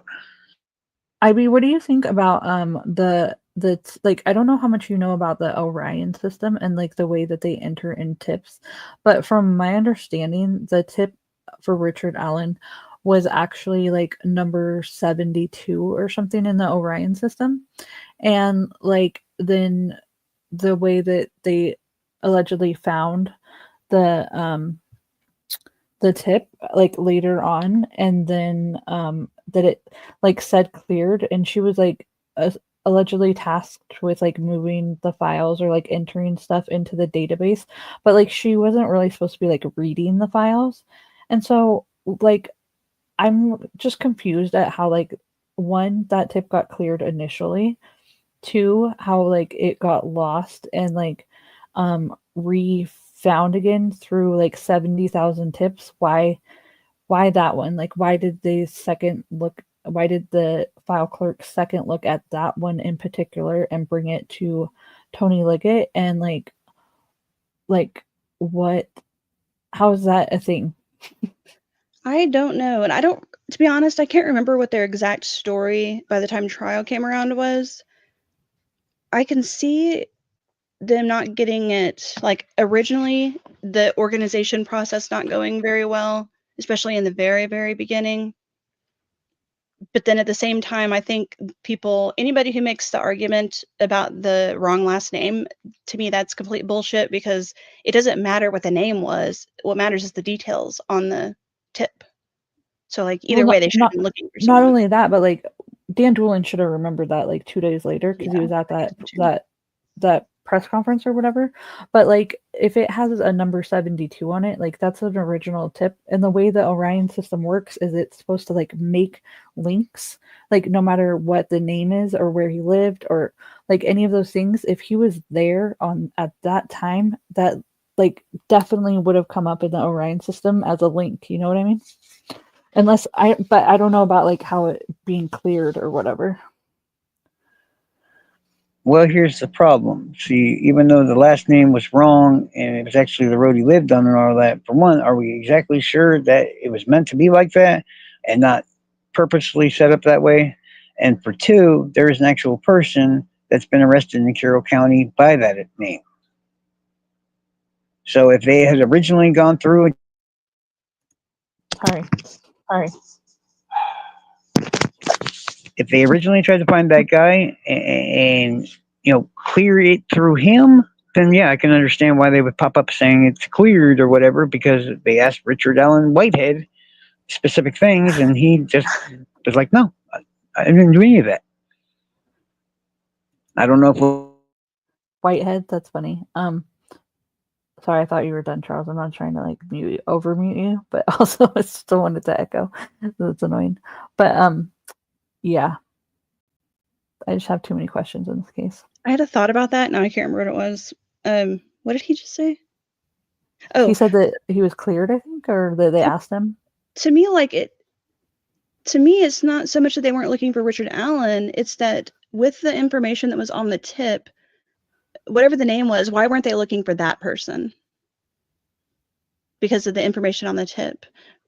I don't know, but I'm gonna have to do more research. They're trying to say that it was like lost, but then like that doesn't make sense because it's like such an early number in the Orion system that it would have had to have been entered. So their story of how it was like found, and the FBI was adamant that like it wasn't their fault. Like they came right out directly after that came out, and they were like, no, that was not how it happened.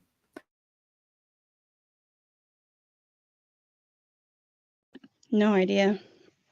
It seems like to me like the tip wasn't even put into the system, at least to me, because if they had to go back and find actual paper tip and all that written down to literally bring it back, I'm not hearing the Orion system being used at all in that.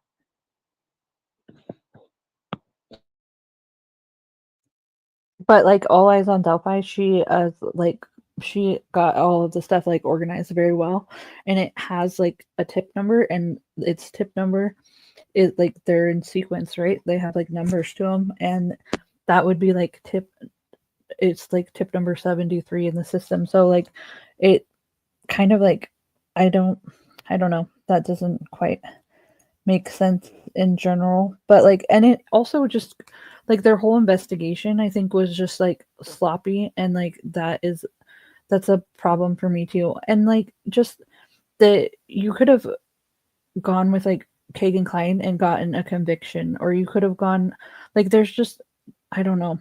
I wanted more answers. And Personally, I like don't think everyone he said did. they'd come out when the trial like happened, and then they just like didn't. And so maybe they're in there and we just need to see the transcripts. I don't know. That's what I'm gonna go with. In my opinion, the only person that had a close enough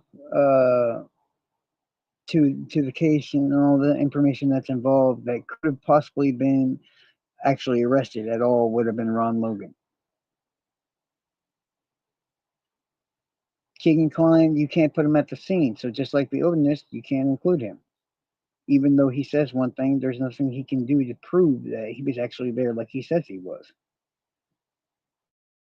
Did you see that, or you should look at the thing in Discord that I put under my tab in Dan's Discord, because or it's like something that All Eyes did with all the phone evidence or whatever, and like it's pretty interesting. I don't know. It basically, because there was other phones in the area that weren't allowed to come into evidence, and like I don't know. She's pretty good at like putting stuff together, and it's kind of compelling to me, but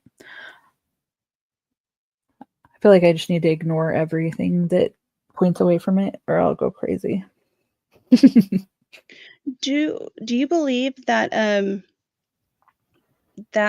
sorry, I saw the chat and got off track.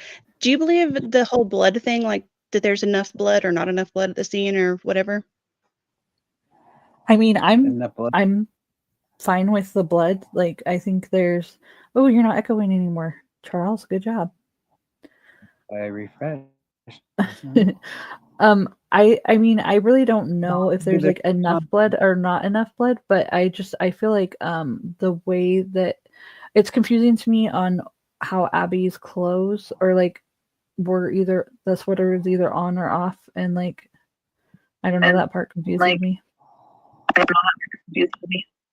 How come everybody Echoing doesn't again. have to?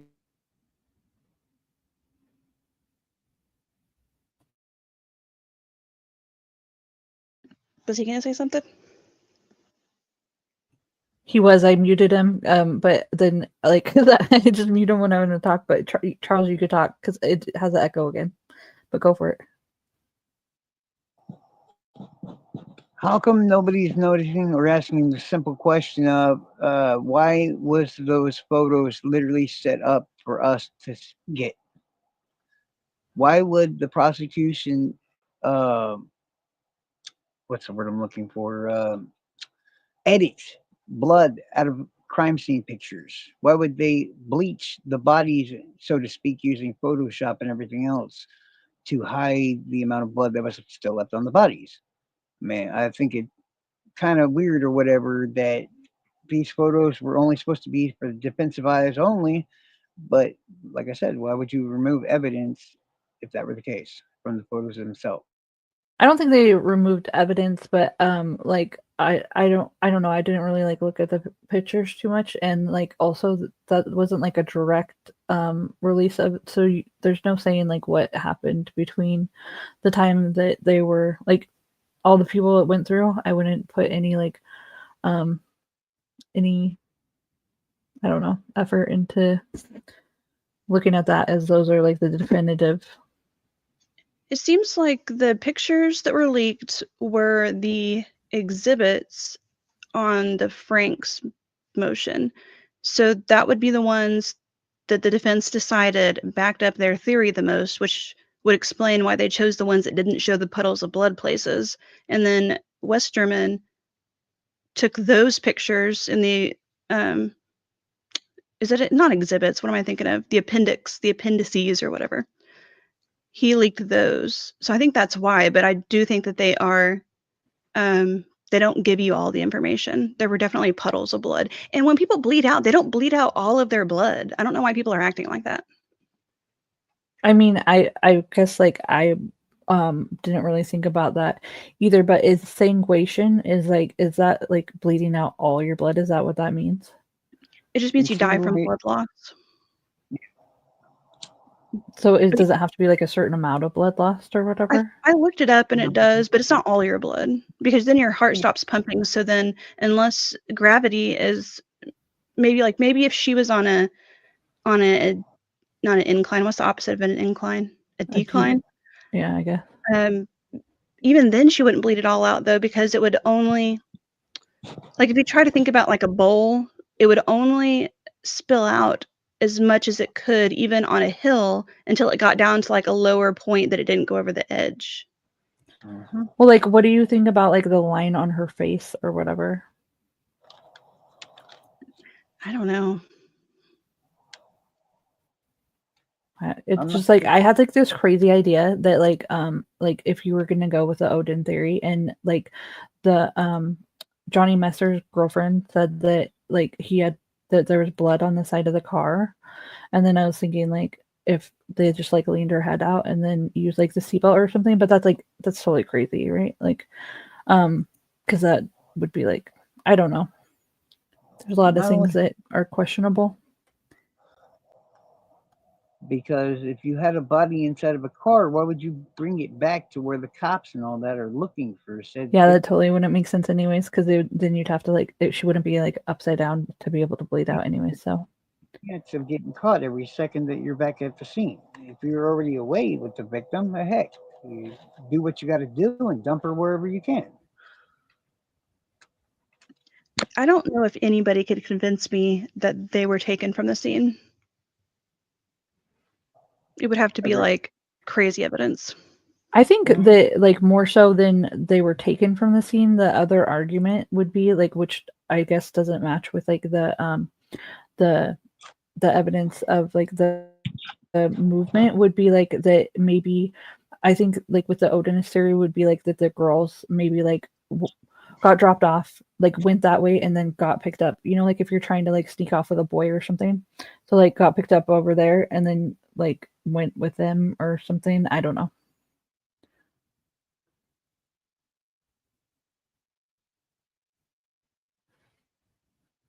I'd have to think about that.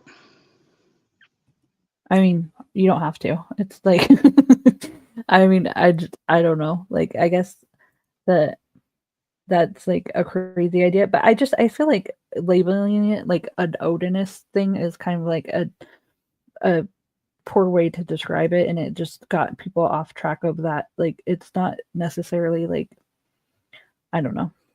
In my opinion, if the Odinist theory would have been let in by Gull, that, I mean, I know they already came back with a guilty verdict, but to me, they would have come back faster. And let's say, like, hypothetically, if they would have come back hung, I think an Odinism definitely would have come back guilty, because it's just too out there for me. But like, what if they had said that it would, or like, I mean, there's a lot, not necessarily like a sacrifice, but like a cult organization, or like, I mean, Lori Vallow, those murders are basically like along the same lines, I would consider, you know, like that they thought they were like zombies or whatever. They had talked about those sort of beliefs that back that up, though. There's really no beliefs that we've heard about that back that up. To me, I still don't believe this, but it would be at least a little bit more believable. The what's their name? Like a Vinlanders thing, like more of a gang thing. Yeah, no, that's exactly what I was thinking too. The Order of the Nine Angles, or I thought it was Angels, but I think it's Angles. I thought it was Angels. It's one of those. Like that would be my like theory of that theory, I guess, was what they're trying to like go for, more so than like an actual religious sacrifice, you know? Yeah, I can't do the sacrifice thing. I'll be honest about my like bias, though. I already have very strong feelings about like satanic panic stuff that probably makes me a little biased about that. But at the same time, the bias comes from doing a lot of research about alleged ritualistic like murders and stuff. But like, what if, say, like Brad Holder and Patrick West, like this is all just like nobody take this like for anything because he's already guilty and everything. So I just want to theoretically talk about it. But like, if Brad Holder and Patrick Westfall like got into a fight because Brad Holder was like their traveling yosi or whatever, which is like their priest, or he was like the priest of him and Patrick Westfall's little I want to say coven, but that's not it. It's something else. They're I know what you're talking about, little group thingy. yeah. And so, and he was like, he wanted to leave and do his own thing. And like Patrick Westfall, like, likes to act like Brad Holder wanted to do exactly like what he was doing. But I think it was almost like a little bit reversed from that. And, so I think he was upset that Brad was like leaving. And I don't know. I guess it's like it's kind of like reaching to think that he would like, but like if he like killed him and then made it look like that because Brad has all that imagery on his Facebook, so it would like point to him, you know. But they're also Odinist. But he's like not as like he wasn't. I don't think he was like as into like the runes and such. Like Brad Holder was very much like at all his posts, like he was very into it like for a long like time. his whole personality. Yeah. I don't know. He's I guess it's just Westfall is also giant, like 6'6" or something like that. Yeah. I feel like that, like, I'm not so much of like everybody would describe Richard Allen as very short, but I feel like people would notice 6'6". But that's like where you said that like your one thing that you assume is that like Bridge Guy is definitely like the killer or whatever. And so like that would have to be like either Bridge Guy was like like an accomplice or whatever, like just one of the guys that was doing it, or like because just it's always been weird to me that if these murders were intentional, that he would walk down a walking path or whatever to get to them, because there's just other ways he could have gone that would have been like a lot more covert. There's actually even like right next to the trail, there's a drive thing that's like on the other side of the branches, but it goes directly parallel to the trail that he could have like taken in and been out of sight like basically the whole time. I think it goes almost like directly to, I don't know. There's a lot of videos that used to be on YouTube that aren't anymore. So I think Bridge Guy, in my mind, he was definitely the killer. However, I do have questions about like, why would you follow, like, let's say it was planned and he planned to take them to that spot. Why would you follow them across the bridge and then like cross the creek to go back? Like, why wouldn't you just get them on the other side of the bridge? yeah, like, and just take him the other way. Yeah. Yeah. But I still think that the guy on the, like, because the reason I think that is because the video, even though you don't physically, or at least to me, it sounds like you don't see him like actually walk up and say that. You see him walking towards them and they are talking back and forth, and neither of them say anything about a guy behind them, like another additional guy.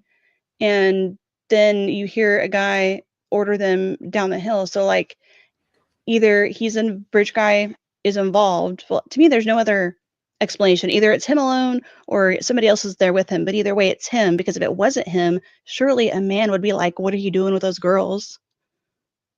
And why do you have a gun?" Yeah, totally. Yeah. But like, do we even like? I just also like the issue with that is that they enhanced it. Like I think they like brought him forward and like also like I don't know exactly how they enhance the audio and stuff, but it seems like we're kind of like assuming what they're saying as far as like you can't really hear what they're saying, but like that's what I wasn't in the courtroom, and like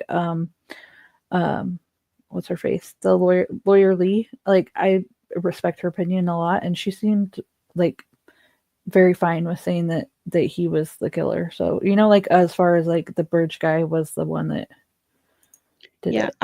I think that, was it Liggett or whoever came up with like what they think was said, I'm skeptical of that I don't think it really matters in the long run, but like it be a gun or whatever, I don't think that was said. That sounds silly to me. Well, but like it does matter like what was said and if that guy was like that close, because like what if it was like just somebody being like, or like what if they didn't even talk to the girls? Like what if it was just like a video and it wasn't, I don't know. Well, the parts I'm talking about weren't the enhanced parts, because to me the enhanced ones had to be there because we hear them. Like even if they're enhanced, like we can hear them. The parts I'm talking about were the ones where I want to say it was Liggett, I can't remember who it was, said that he like put on headphones and listened a bunch of times really hard, and he feels like he hears that, but it's not something he can play to us and be like, see, that's exactly what it says. But like why can't he? If he just like, if they just turned up, or like, That's why I don't think you can even go off that.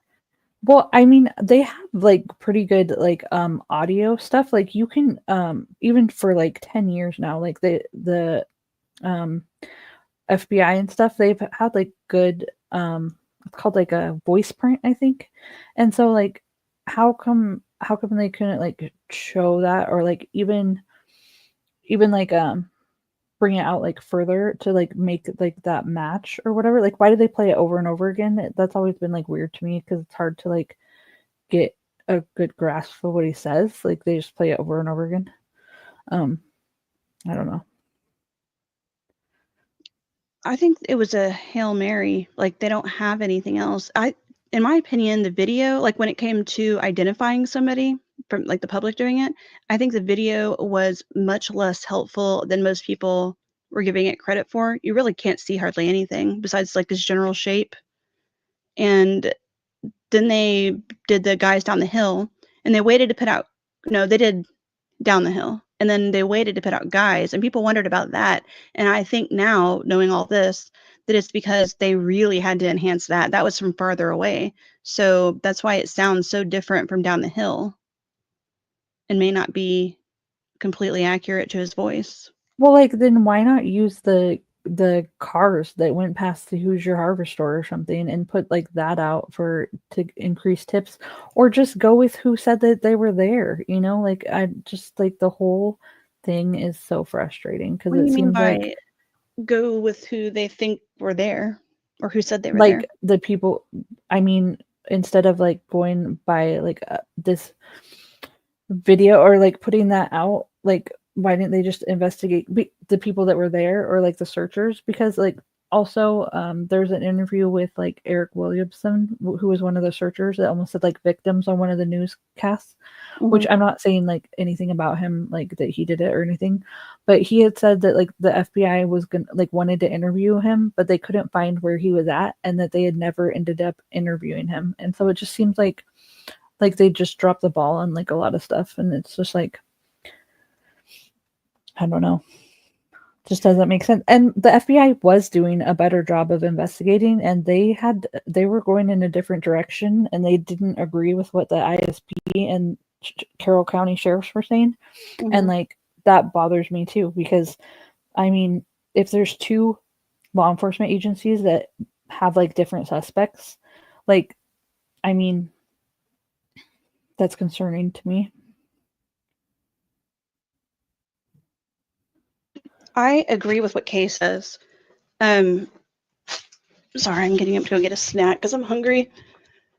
She says that, let's see, more like framed, like they were in picture. I've been saying that like, in my opinion, I totally disagree with the sticks being used to conceal.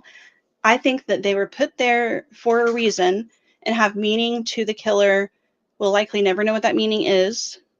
I don't think they're runes or anything. I just think they're, for whatever reason, he put them there for a reason. And I think there's the whole over their necks part that potentially has meaning. But then I also noticed that it almost looks like the bodies are being framed, like a presentation in a way, especially especially Libby. Well, Hannah Shakespeare, when in that documentary where she went out to the crime scene and she was like talking with the guy that she did the documentary with or whatever, the investigator guy, she was like, that's what she was saying. Like she was standing at the crime scene and she was like, this is like a stage. Like he wanted them to be seen. There's like no way that this was like a place to like hide them. Like it's crazy that there was people on the bridge right then too, and like nobody like heard anything, and they were like literally sitting on the bridge just like chilling. I want the people to go out there and do experiments. I know people have, like, to see if they can hear things, but I want experiments with the wind, like documented with them going different directions and seeing if that makes a difference. Because I heard it was windy that day. I know Charles was talking about it that the day they were, well, I guess that would be the same day. Apparently I have heard it was windy. I just didn't remember because I remember people talking about it, the sound being like blown away in the opposite direction. Yeah. I guess like you just have to be patient for the transcripts and stuff, and like also accept that like all of my questions are definitely not going to be answered.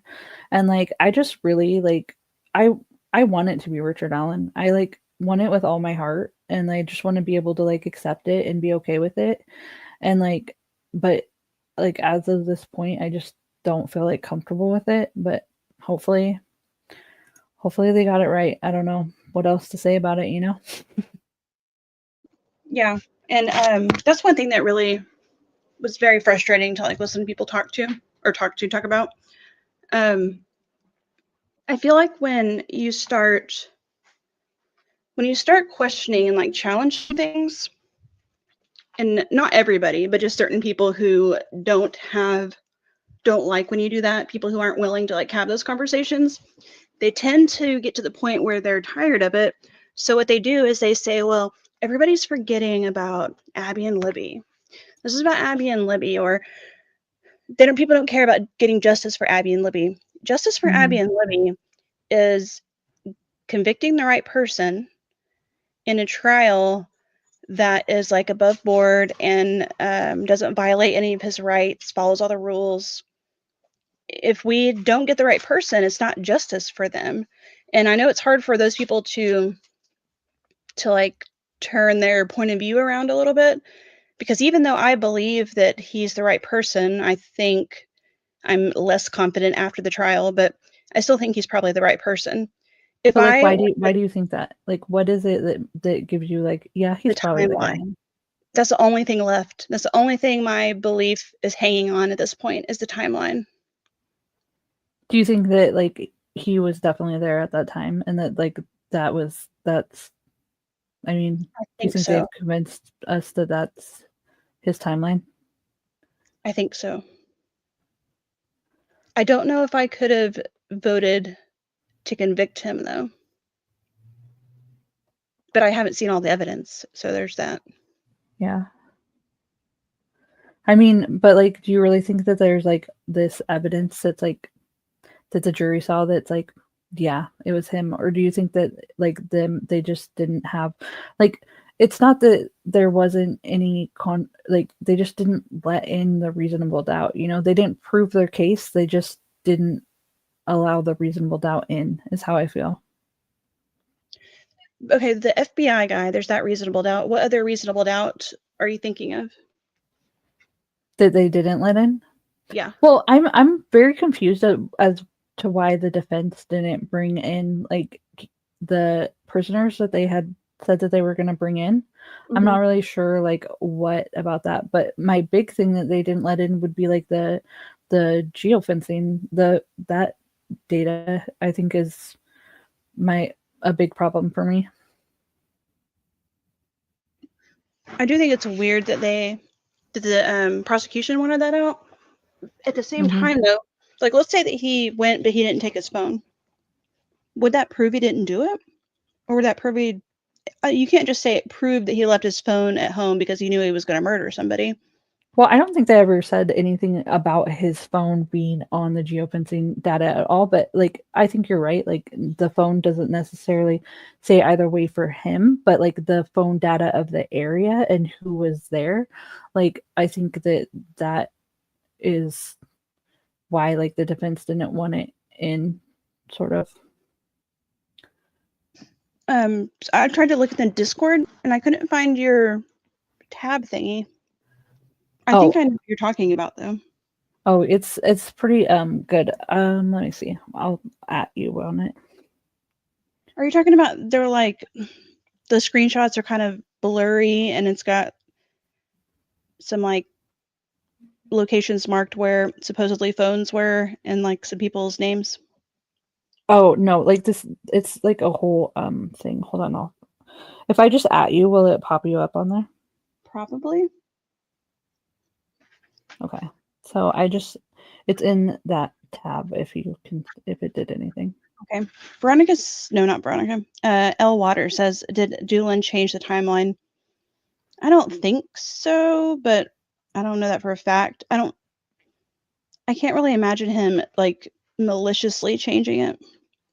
And even if he did, it depends on, I guess, what change you're talking about. Because there was 2 reports of Richard Allen giving a similar timeline. There was when he originally called and then when he met with somebody. And I think there was like a 30-minute difference. Yeah. There was one for 1 to 3 and one for 3:30 to, or 1:30 to 3:30.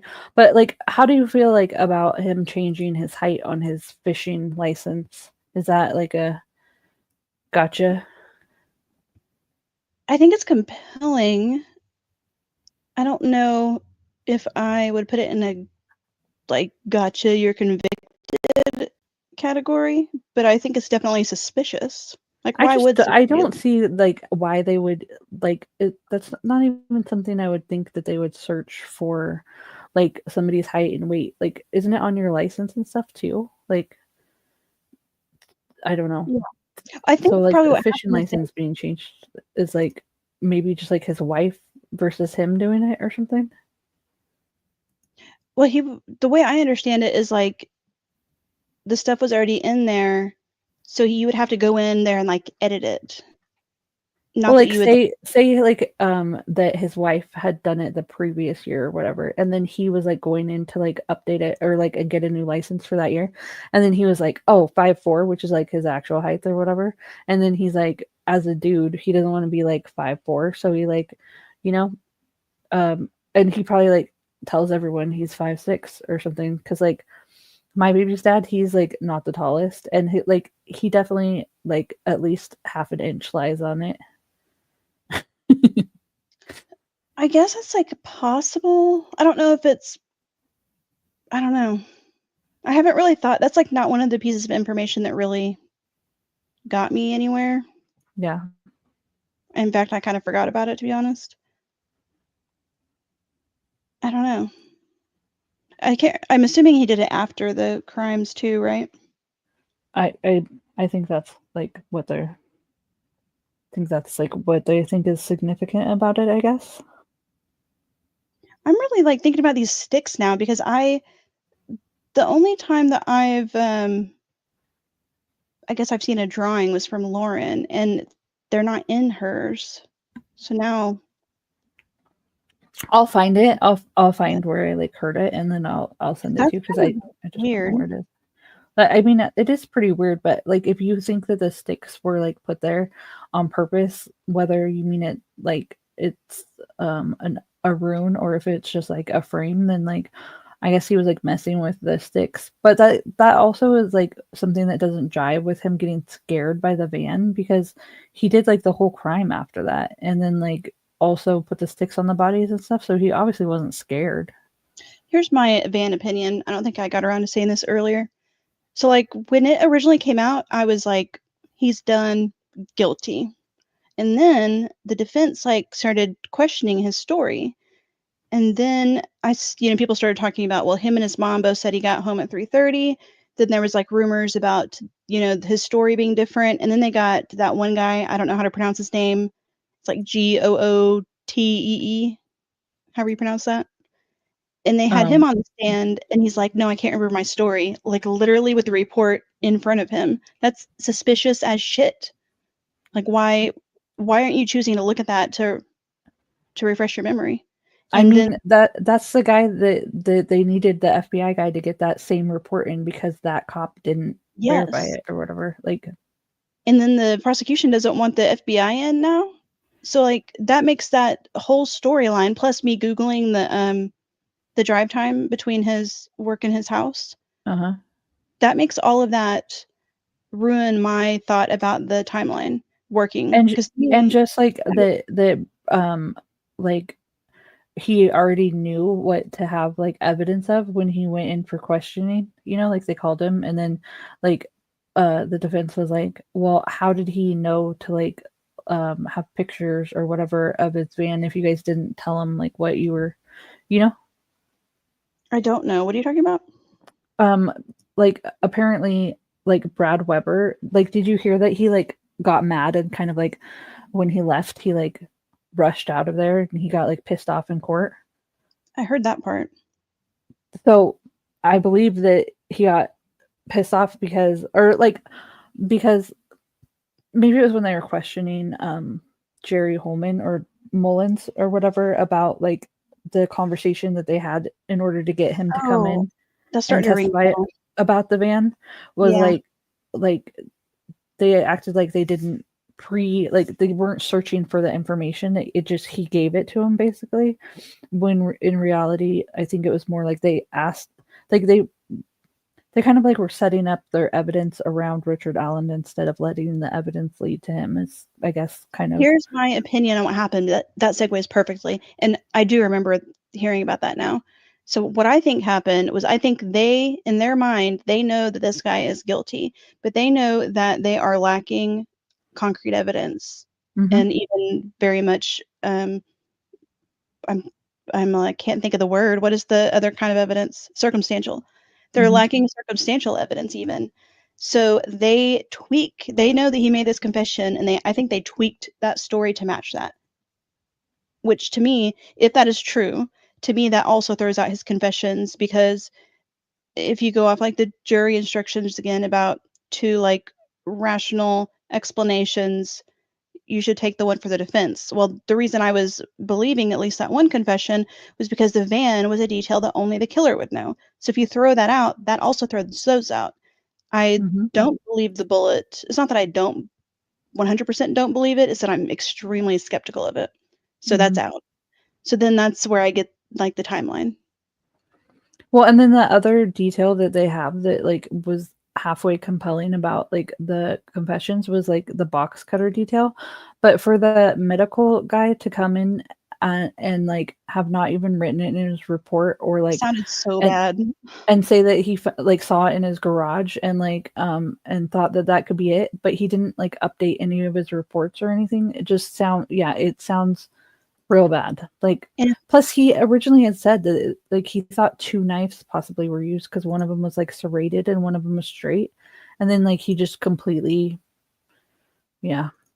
And I don't even think that I'm not gonna even accuse him of, like, lying or anything. I think maybe he could have gone home and been like, "Okay, this would make sense," but I don't think he came up with it by himself. He said he was thinking about it in, like, the months before the trial is how I Mm-hmm. understood it. So the confession had already happened. So let's say, like, the thing about the van is right, that they tweaked that. Well, then maybe they went to the was he a medical examiner? Is that his title? I think it was him, but I'm not 100% sure on Because that. Dr. Core is his name. I think that they then went with him and they were like, "Okay, this guy that we have arrested, he said he did it with a box cutter. Do you think that's possible?" And that's what put it in his head. So then when he saw it later, he was like, "Well, I guess that could be possible." But that Yeah, but why wouldn't he just say that? Like, why wouldn't he be like, "Oh, they asked if this like could have been it, and like this is why it could have been, or whatever." I mean, you would think so. He did a little bit later. He didn't like explain it all. But even if you give him like the benefit of the doubt that way, it still removes that detail of being a detail that only the killer would know. Mm-hmm. Yep. And it's just all of it is like it's not even I feel like they set him up like purposely, but like I do kind of think that they without intentionally like being nefarious that they were looking for evidence to match him, which like makes sense. You want to see if like this is the guy, but it's not like the evidence was out there and they found it. It's like they like you said they made it like match him, and like that is a huge issue for me because I mean it just is like ripe for a false or like a I don't know.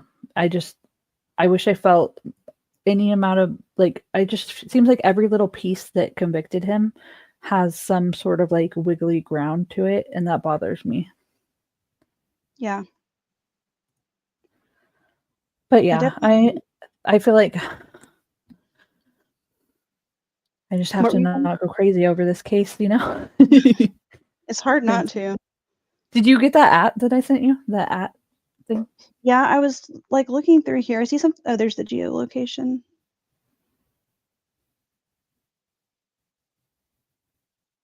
Make sure I actually sent the right thing. Is this something I could like skim through real quick, or is there a lot of information about it? Yeah, I don't know if it's real quick. It's just like, I think it's the whole phone information or whatever. So like, let's see. Did you think Yeah, it was really interesting that the defense didn't go with the whole like all the stuff came in at 4 or whatever, so somebody had to like turn on the phone or whatever? Yeah, I think their headphone jack thing kind of like threw all that off, which like made it like seem like just, I mean, I think it really just like put all the phone evidence like to question, kind of, you know what I mean? When really, like, if you were going by the steps, that's another thing that actually made me mad, was that guy that testified on the steps, the Apple data at the 3-day trial. He said that he hadn't even gone out there to count the steps to see like if that would make it to the private drive or to across the creek, which is like, what are you doing then? Like, isn't You that, don't even have to go out there. Just go on like Google Earth. yeah, and like, but he didn't even do that. Like, That's so stupid. he was like, I don't know if it could reach. I'm like, really? Like, what are you doing with your life, guy? And it doesn't, I don't think, after I started like looking into it, I don't think after like there was a pause, maybe altogether, but that pause between like 20, not 20, I'm sorry, the 218, I think it was, to 225. I see, here's how I was thinking and why I was so convinced by the van. To me, it made sense that they paused, they got down the hill by 218, started the whole like essay thing, then got interrupted at 225, and that's what made him start moving again, and that would be corroborated by Libby's phone movement, with him getting back home at about 225. But it doesn't really fit. Like, But it they doesn't have to really like fit. smash it together to like, it doesn't. The more you look at it, yeah. Yeah. But it kind of does. So I actually have a video of Gray Hughes explaining it, and he does, like, it shows really well how like it's like, oh, and then a little bit here and here. So if you want to watch it really quick, we can. Yeah, sure. Okay.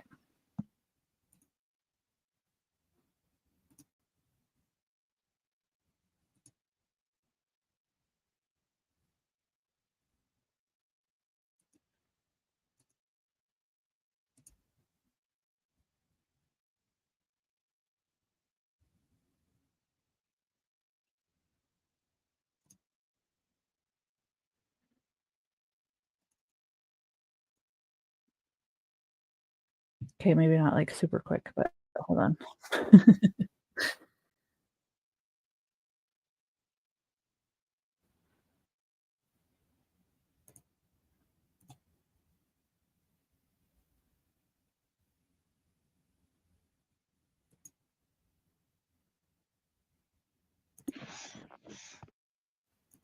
At the scene in a white van. What do we know about Brad Weber? What do we know about this guy? Right? Remember, again, I go back to this. This was unsolved for 5 years. So anyone who's in the vicinity of here had to be looked at, had to be investigated. So still with me, Court TV's senior producer, Barbara McDonald, and joining us, criminal defense attorney, host of the Defense Diaries podcast, Bob Mata, both in Indiana, both in the courtroom for all of this.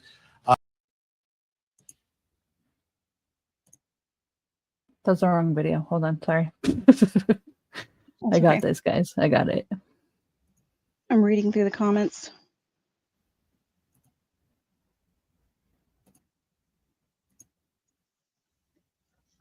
Important. And timelines in modern criminal courtrooms are established pretty clearly a lot of times by cell phone data, surveillance video, and other digital footprints that are out there. So these days we're getting timelines that are much more specific and definitive in cases. I want you to take a look at what we put together here in terms of a timeline. 1:49 p.m., Abby and Libby are dropped off across from Mears Farm, which is located on the north side of County Road 300 North, near the entrance of the trails where they were going to go. At 2:13 p.m., video from Libby's cell phone shows that the girls encountered a man on the southeast portion of the Monin High Bridge. So this is where the encounter begins, 2:13. The video shows the girls walking southeast on the bridge, and this man orders the girls down the hill. 2:32, the last steps on the Apple Watch, Apple Health information from Libby are recorded. And then the girls' bodies are discovered the next day. But this time period, this 2:13 to 2:32, when the last steps are recorded on Apple Health from when they encounter the man, to me this is the most significant portion of the entire timeline. What story is the evidence telling you? Well, you have Brad Weber. I guess you could start back at let's just start right where the video of the bridge guy was taken. It started at 2:13 and 51 seconds. So it's almost 2:14. We keep hearing 2:13, but it's closer to 2:14. So it's 2:13 and 51 seconds. And it's over at 2:14 and 34 seconds. And that's when the video shuts off and they're starting to go down the hill. So that would place them probably on the private drive by, let's just say 2:16 or something like that, because it's just that first little hill down there. And then I would say probably, let's just do another minute or two. So they're 2:18, they're at the low level on the flat below the bridge. And then I personally always had this theory that there's sort of this corner there where you have the private drive and the creek almost kind of merged there. And I always thought that was a place where he intended to assault them. And then the girls tried to escape and they chased him. But now it turns out that, he took him down the hill there and he was going to assault them. This is what he said in his confession, that, he racked his gun, he took the girls down the hill, and then he was going to assault them down there. But then he got interrupted by a van. And it turns out that Brad Weber, who got off work at 2:02, and he said it takes maybe 20, 25 minutes to drive home. So let's, Exercise with low impact. Swim the entire year and stay in shape. Teach your kids to swim. Unwind and save thousands. Avoid the expense. Couple of minutes to get to the car. So 2:04, add 20 minutes. So you got 2:24 to like 2:29 or so. He's driving by. And if you add that to it, I mean, just look at that. The girls go down the hill. They're on the bottom level at like 2:18 with the suspect. And, we're about 6 minutes later is when the van drives by. So he was maybe in the process of, we don't know what he was doing with them there. Well, what we do know, though, is that one of the girls is found naked. The other girl is found wearing, Abby's found wearing Libby's clothes, and Libby's not wearing any clothes. Right. I'm wondering if that's happening in that 2:18 time period, or if it's happening at the scene where they are ultimately found murdered. What are your thoughts, Greg? Yeah, well, it is interesting how, it seems like the phone stopped moving at 2:32 and 39 seconds. So it stopped moving, at least that's what they said, stopped moving. That's what I have down is 2:32 and 39 seconds. She had a different number there. But I think when he finally got across the creek, he did what he intended to do on the other side. And I think he, using the gun, forced them to undress. I mean, I hate having to talk about this, but, he forced them to undress. And at some point, he allowed Abby to redress herself. Because I believe, just based on, the crime scene photos, that she was still alive when she was killed after being redressed again. She was still alive when she was killed, isn't that? Sorry. That was something nobody else knew. But like, do you see how he's like, they kind of like, in between here and in between there, and like, it's like, you can't just like in between these with like the timeline. It's like, how long does it take to get from his work to there? So it's not like he didn't get there at 2:18 for sure, because it didn't take his 17 minutes to get from work. You know what I mean? Yeah. Before I like really was thinking further into things, I was thinking he would have had to be interrupted at 2:25, whether that means he heard the van like coming in on the drive, which maybe that was like not when he got to his house, but like when he came into the private drive, which is a little bit away. Or that could have been like actually while he was right there. But either way, I don't think the timeline's up. But that would have to be what happened for them to be interrupted to then go across the creek. And then if he was like down the hill, like when that happened, would he have been able to see that it was a van at all? I think so. Because you can see, technically, if you know where to look, you can see the crime scene from at least one of Brad Weber's windows. From his house, but like, could you see like Well, the car driving there? Yeah, I guess it is quite a bit higher up.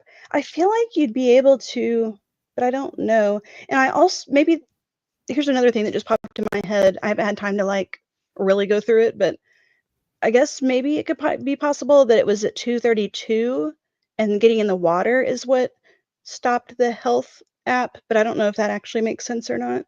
Oh yeah, that's a thought for sure. And then yeah, but it's yeah, I guess, because like, was there any movement reported after that at all? No. Like even after they found the phone, because that would be interesting to know that, I guess. That was the last Apple Health data movement. Was at 2:32. And then what do you think about like the one picture like not being found on her phone or on the Snapchat thing, the picture of Abby on the bridge? It's the only one they didn't find, like on her phone or on the Snapchat data. Before the whole like Snapchat cache thing came up, I thought it was perfectly explainable. I'm not as confident anymore, but at the same time, I don't really know how that works. So I don't Or know if like it's, what it could even mean, huh? Because like, I mean, yeah, they were there and she was like, yeah. I am not like, I hate to say that won't even consider something because I think that's not good, but I don't think it is possible at all for there to be like something weird like certain people think might have happened, like people planting phone or pictures or videos or like that kind of stuff, you know? That's not Mm-hmm. something that I feel like has happened. Yeah. Yeah, that would be like, they'd have to be pretty good, I guess. Yeah, Brad Weber has held people hostage, or not like hostage, but like for trespassing. So that's definitely weird. I wanted to talk about Dr. Walla. I can do that later, but Or we could talk now if you want. it doesn't matter either way. I guess it is kind of connected to the van. So I'll ask you first. Do you think, like, what is your opinion on Walla? I think that it's a problem that she like, I think that he was in a very like fragile state, and like, I know that the people that are in prison in solitary confinement, like they will literally like cut themselves and stuff just for any like human contact, like just so they'll get cell extracted, which is basically like get beat up by the guards and like gassed and then brought out, because like they just really are craving like any contact that there is. And so Monica Walla like had like a lot of influence over him, whether she like realized it or like, you know what I mean? So if she was talking to him about like the case and stuff she was reading online, like I I really feel like that's a big issue. What do you What think? about, you think that she gave him, that she said something about the van?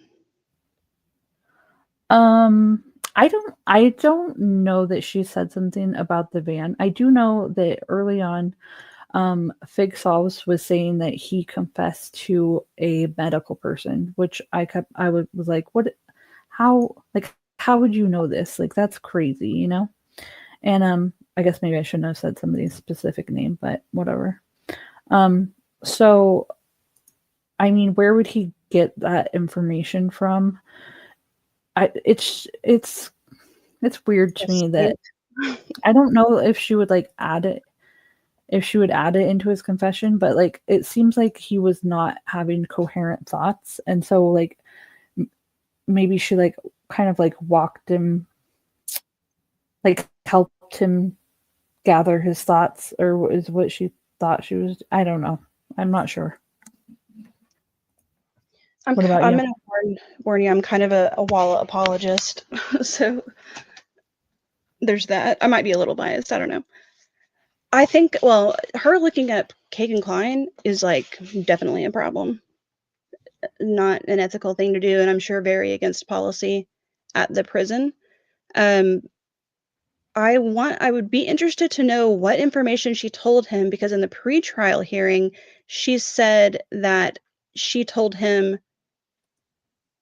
that people, what did she say? That there were people who supported him. So I kind of wonder if that is the when they said like she was telling him what people were saying online, that maybe it wasn't case information and it was that people were supporting him, which is what she said back then. Right. And I But think that, oh, sorry, go on. no, go ahead. I was just saying, I think that there was a couple things she did that like she probably shouldn't have done, but I don't think her actions were as unethical as people are making them out to be. Well, okay, so one issue I have with that is that she said she thought he was faking his mental illness, which like that's not, I don't know. Like for one, it's pretty like well established that like solitary confinement is gonna like the stuff he's like. Lawyer Lee had some prison guy come on and say like, oh, this is something common that prisoners do to try to quote unquote get out of solitary confinement. But I think it's just something that's common with somebody who's literally going crazy because they're in solitary confinement, like that they are going into psychosis. It's like and for her to like be like, oh, he's malingering on that, I don't know. It's not that I think she was like intentionally like no, I think she did care and she like wanted to help in certain ways, but I do think that she thought he was guilty, like right at the gate. You know, Would that be unethical though? kind of. I think she shouldn't have been like, if he was going to make a confession, she like everything was recorded, right? But were those confessions recorded like to her about the white man? I don't think they were. I would assume that they don't record medical visits, but I don't know that for a fact. Well, like at the point where she knows that he's confessing, wouldn't she put him somewhere where they could record it or something? If like it's going to be allowed in, then it's not private anymore, I guess. I only heard half of that, but did you say that if they were going to use it, wouldn't they have put him somewhere where it could be recorded? Yeah, like if it's allowed in, then it's not confidential anymore, like at that point, right? Yep, they would have known that back then, though. So, like, I don't think any of the medical stuff was recorded. I don't think there's a recording to have. But like an audio recording. So he only makes like these two coherent, like time ordered confessions, and they're to his therapist or whatever. I have an issue with that too. the rest of them are like all incoherent and have incorrect details, and they're not like she said it's like linear or whatever in the thinking is like how she thought he wasn't in psychosis, but he clearly, like, I think that, didn't they say they showed a video of him that day, and like he was clearly like that was getting with strapped Dr. down. Martin. Oh, that okay. So I'm mixing That my was on stories, but like July 20th. I think when the confessions were made to her, it was in April, and that was when his like psychosis was the worst. She may have I don't know if she said that he was being linear or not. That would kind of change my opinion a little bit, because what I was going to say was sometimes I question people who say, well, here are some like ways you can tell somebody's not psychotic, and one of those ways is that they're telling things in like orders that make sense, and that kind of stuff. But if you think about, like, I don't know if people can like try to put themselves in the position of a therapist. Like, you're listening to somebody, let's say that this person's kind of like rambly, they're tangential, where they go off in different directions a lot. It's kind of hard to like follow. But then when you write your notes, it's human nature to like put them in an order. But that doesn't necessarily mean they were said in an order, I unless think it was like she an actual quote. really said that. And woman doing credible things also says she said he was linear, because I think that's what she used to say that like she didn't think he was in psychosis at the time.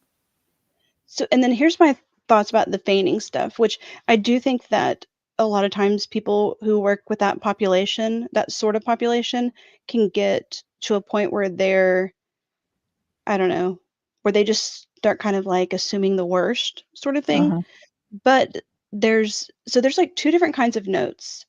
There are progress notes, and that's where you usually have, like, I don't know if people are familiar with like soap notes or things that say like, here's the goal that we worked on, here's what we did to work on that goal, here is how the person responded and any progress they made.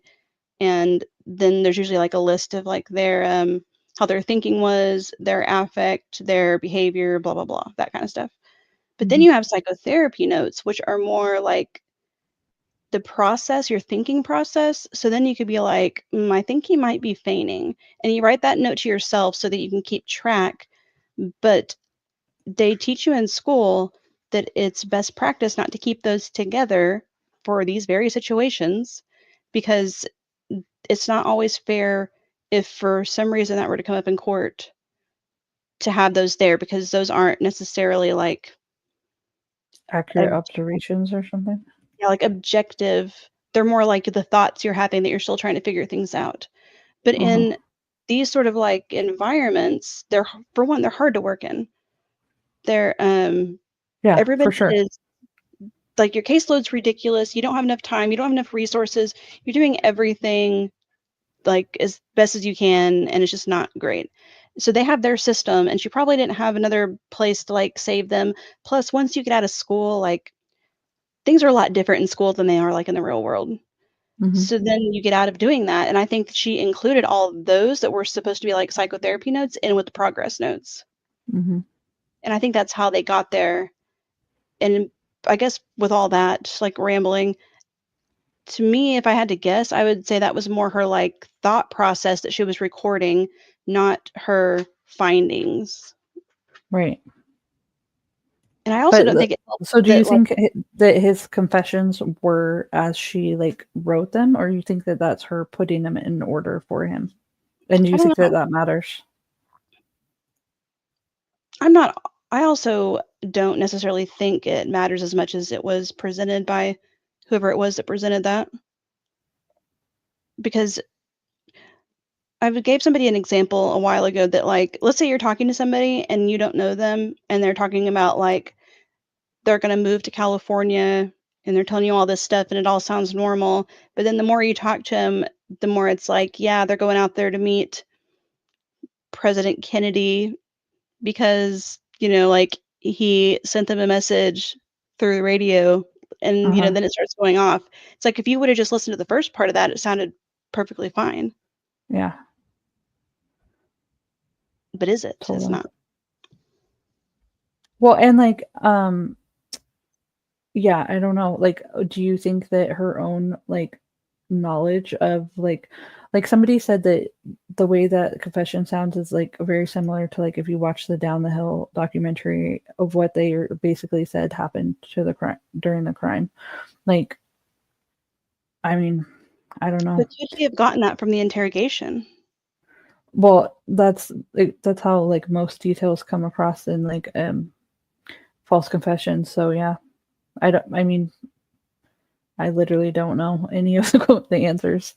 I don't think you can say either way, which according to like going back to the jury instructions, you have to go towards the defense. And that's why the van was so important to me, because that was the only detail that you could say that proves it. Mm-hmm. And that kind of fell apart.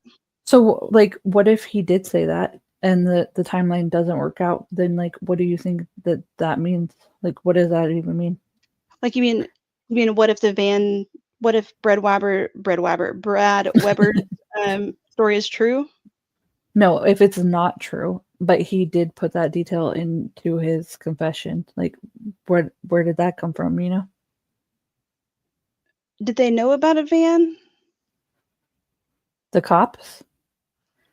Yeah. If they knew about a van, literally don't know. It came from like interrogation somehow. Or maybe it was made up. I don't know. But then, like, that would be like a weird coincidence. Like, why would he make that up? And then I don't know. I don't know about any of it. That it's possible they could have like tweaked that. That is a good question. It would have to like be either in the interrogation. I don't think he like looked through discovery and got that little piece. Yeah. But they like maybe they just needed something to be like concrete, and so they just added it in there. If he like, let's say that Richard Allen did say the van, and they already knew that Brad Weber, was there. I do think they tweaked his story. I still feel like they tweaked his story. Or like if he said he heard a car or something, and then they just added that in. Even if Richard Allen is guilty, which I still lean that way, I still think they tweaked the story to make it match. I mean, how could you be okay with that? You know, like how could like we can't just be tweaking stuff. You know? I think that probably happens more often than people would like to think. Yeah. And then also like I'd like to say this on Dr. Wallet is I think that it took a lot for her to get on the stage or on the stand and like say all this stuff that she did wrong. And like I'm sure that was like not a pleasant thing to do, and I have like a little bit of respect for her for doing that, and also for her like giving him the book on somebody who was in solitary confinement and had like a hard time. Like I think she genuinely cared, and like you said, it's a hard environment and stuff like that.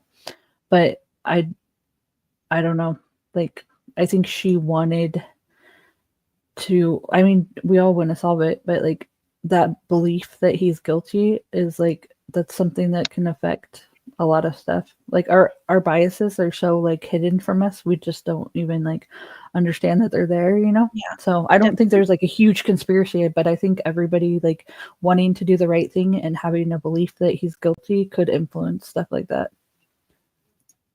I think it like anybody's bias can influence. That happens all the time, and we can't really control it because we don't really know it's happening. Mm-hmm.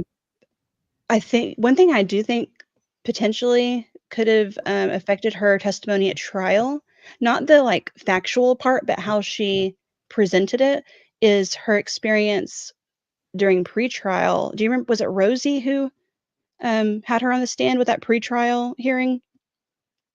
And he was like really nice to her and like built her up and then just like knocked her over after talking to her for like 2 hours. Do you remember that? I don't, but at the end he like went hard at her. Like it was masterful, but I bet she did not feel good about him afterwards. And I kind of wonder if that affected the way she then presented things, not on purpose, but with him later. Brad Weber. That's going to be his official name now. Yeah. But I do want to say one thing about her. There's nothing wrong with shredding your paper notes after you put them in, and I will fight anybody about that. obviously like verbally. in the ring, in mud. No, I'm kidding. Yes, I will arm wrestle you in mud over that. It is standard practice. Yeah. That's the But- standard practice of how to solve problems. Arm wrestle in mud. Oh, I meant standard practice to shred No, I know. papers. Yes, also that. And Humanimal said they get scanned in. They don't get scanned in because that would take forever. And most places don't have a scanner, but they get typed in. So it's more like they're transcribed before they get shredded. They're put into the system. I couldn't even like get that on my mouth. The wad Berber. Oh, that's funny. Okay, I guess I'm tired of talking, but like I really appreciate you coming on, and like you and Sterling are like a perfect vibe for your thoughts and stuff, and I like him a lot. I know he's great, like and I like don't he just needs to come on to more stuff, because the only time I've ever seen him was like him giving Greeno shit, which I always love too, but me too. As soon as he started talking about my brain is like not working. I can't think of the word. It's the word about like epistemology. As soon as he started talking about that and what the difference between I don't believe it and there's not enough evidence for me to believe it to convince me, like we were already good. Yeah. I really appreciate, like, you've always been like kind and like open to conversation when like other people go hard on like I've gotten attacked in chats before. And, like it's just like I would like to go in the pro prosecution chats because I do lean more pro defense, and so I like try to get out of the echo chambers. But like people not allowing like the dissenting opinions, I think like drives people further into their places and just makes it really like a toxic environment to even like be in. I have backed away from quite a few people who I used to enjoy, and I can't even describe how disappointed I've been in people of like just how nasty they are to people with different opinions, like, and then accuse those people of being like terrible people. It's like you're acting just like how you're accusing them. Yeah, I think a lot of bad behavior has been like accepted, and like we shouldn't like allow that. And like it's straight up like bullying. And like I always think, like, would you talk like this if you thought like that? I think one of the things is like people not using their names or like a consistent account, because it just leaves them with like no accountability. Because like I used to have my Don't Hate Create and then Big Fish Small Pond, and like before those were connected, I would definitely get like mouthier on my Big Fish Small Pond account, because like you don't have like that connected to you. And I'm definitely given a pass more than other people. I've noticed that, and I'm pretty sure it's just because I've been around a long time, so I've been friends with those people and friendly enough with them that they can't just be an asshole to me. But if I were new, they would treat me differently. Well, and like you talk very like you intelligent things to say, whereas like some people like myself can't even spell right, so it's really easy for people to just be like, you can't even spell, dismiss. Oh, so stupid. I was kicked out of somebody's Discord who I thought I was friends with everybody in there with no explanation though, and I'm pretty sure it was at least in some way related to my not even having different beliefs necessarily, just like being willing to question something. Yeah. I don't know whose Discord you're talking about, but yeah. I don't. Those are not people that I want to spend time with or support if they're not willing to do things like that.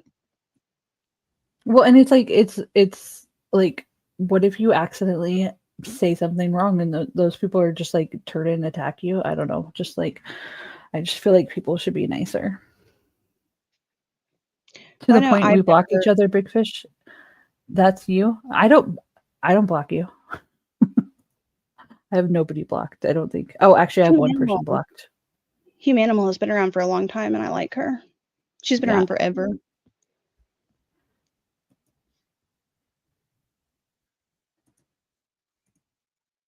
Oops. Okay. I'm tired now. Yeah. Thanks, Frosty. Where's Frosty? Blocking people? No, I'm just kidding. Did you, Humanimal, did you block me? I would cry. No, I'm just kidding. I wouldn't even know because I'd be blocked.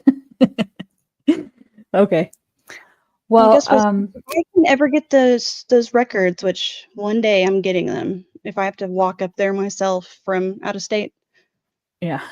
I will share them. Yeah, definitely. I'll probably hound you to come back on here. Not too long.